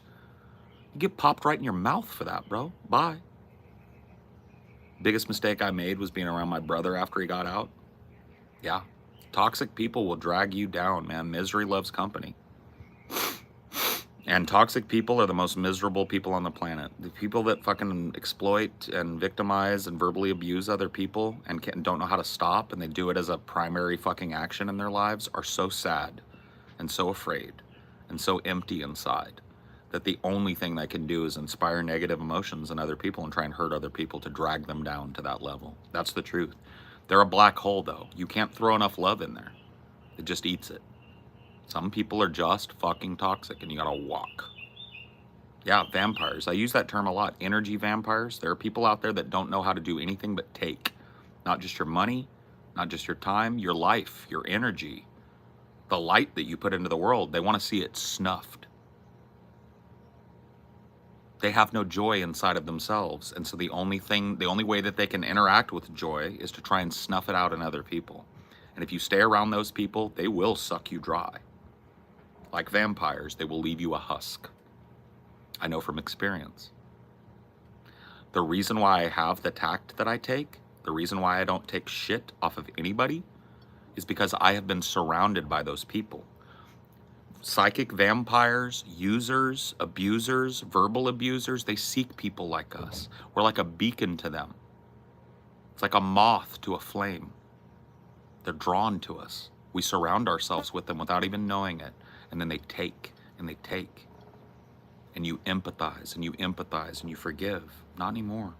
Hard-won lesson. All that shit I was talking earlier about how I don't take shit off of nobody. I didn't used to be that way, guys. I used to take shit for a living. I was surrounded by users. I was surrounded by vampires. I was surrounded by people who had nothing to do but feed off of my light. I was 35 years old before I realized I was living in a vampire coven. And I got the fuck out. I walked away from everybody I knew, every dollar I'd ever made, and started fresh at 35. And then during that time, this tact became the way that I deal with things. I decided that because I'm starting fresh, I don't have to take shit off of nobody ever again. And I haven't. Cheers to that.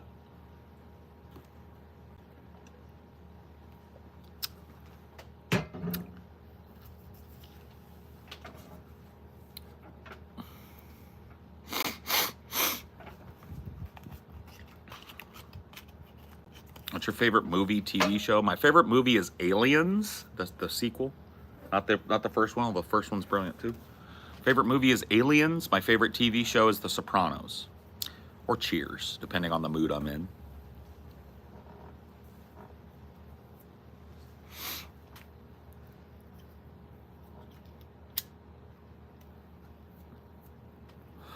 Was there a specific moment where you realized you weren't taking people's shit anymore? It was when I got a divorce and my entire friends group, people that I'd known since elementary school in some cases, all turned their backs on me and started shit talking me. It was the first time I'd really needed them. I'd been there for them through their divorces. But when mine came along and I needed a friend, I had none. It's when I realized that me loving people, despite them not showing that love back to me, had created a cyclical, toxic feedback loop in my life. I didn't have any friends. I thought I had tons of friends. I thought I had 24 or more friends. I didn't have one. When you learn that lesson and you don't change anything about the way that you deal with people, you didn't learn that lesson.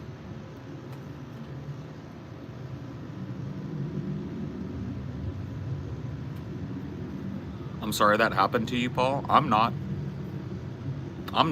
My life is so much better for having learned that hard lesson. Do you know how good it feels to stand on business? To take care of yourself? To look out for your own best interests? To not give so freely of yourself that everyone takes? Feels great, guys. I'm glad that happened to me. I'm glad that I had the fortitude and the willpower and the foresight to get the fuck out of it. My life is only better because of it. I don't have a single vampire in my life. Nobody takes without giving to me.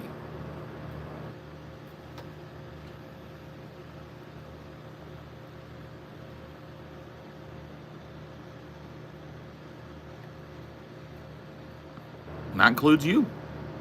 That's why this whole talk. That includes you. I don't know you. You don't know me. Don't walk up to me on the street and say stupid fucking impertinent shit to me. If we were in public, I'd pop your face. Here, I'm just gonna ban you. I don't take shit off of kitties. I don't take shit off of stupid people. I don't take shit off of nobody. Zero. No second chances, no bullshit. I stand on business.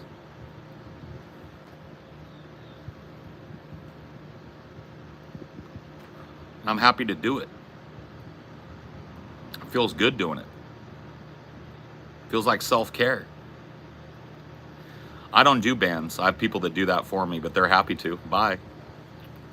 Good to hear you had that realization. I naturally avoid confrontation sometimes, but not always. I let disrespect slide. I mean, that's a thing, right? You got to make that decision for yourself. And I'm not saying that like if I care about somebody and I love somebody and it's like Scotty and I had that fight, right? Scotty was really disrespectful to me, threatened violence against me for the 3rd time in my life. You know, was shitty to me for no fucking reason because he was in a bad mood, and I confronted him on it. I didn't take shit off of him, but at the end of it, the love that I have for Scotty and the friendship that we've built is worth more than being brawlic. So we patched it up. That's not taking shit. Scotty now knows my boundaries. Maybe he didn't know before. Scotty's now aware, so if he transgresses again, he knows what's up. And I know what's up with him too. We're now clear in a way that we weren't before. That's growth in a friendship.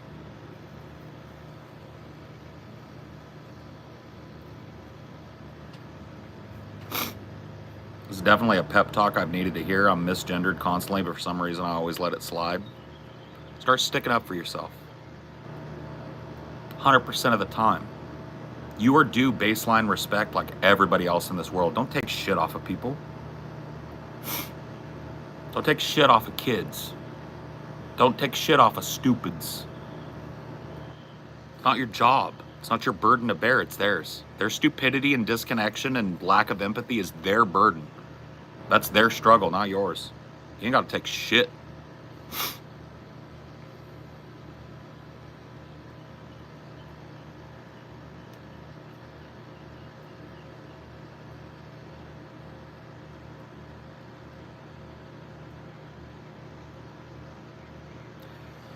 Yup. It's a beautiful day. Bom, bom, bom. Don't let it slip away. Beautiful day.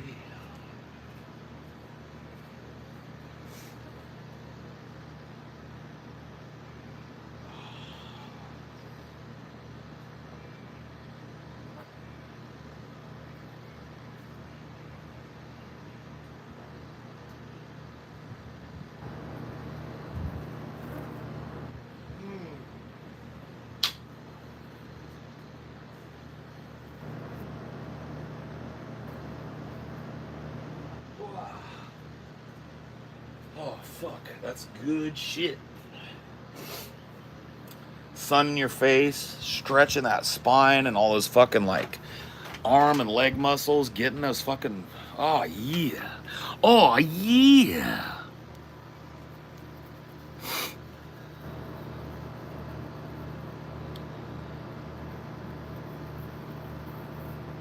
I get that, but how do you deal with people that clearly misrepresent you and have no intention of understanding? I don't waste a fucking second with them. I'm a very eloquent speaker. I speak very, very plainly, and I think it's very easy to understand the things that I'm saying. If you misquote me or misrepresent an argument, you are either too stupid to have a conversation with me, or you're maliciously trying to undermine my argument. Either way, I don't have a fucking second in the day for you, and I will ban you. Or walk away from you or tell you to shut your fucking mouth in public. Yup. That's the way it works.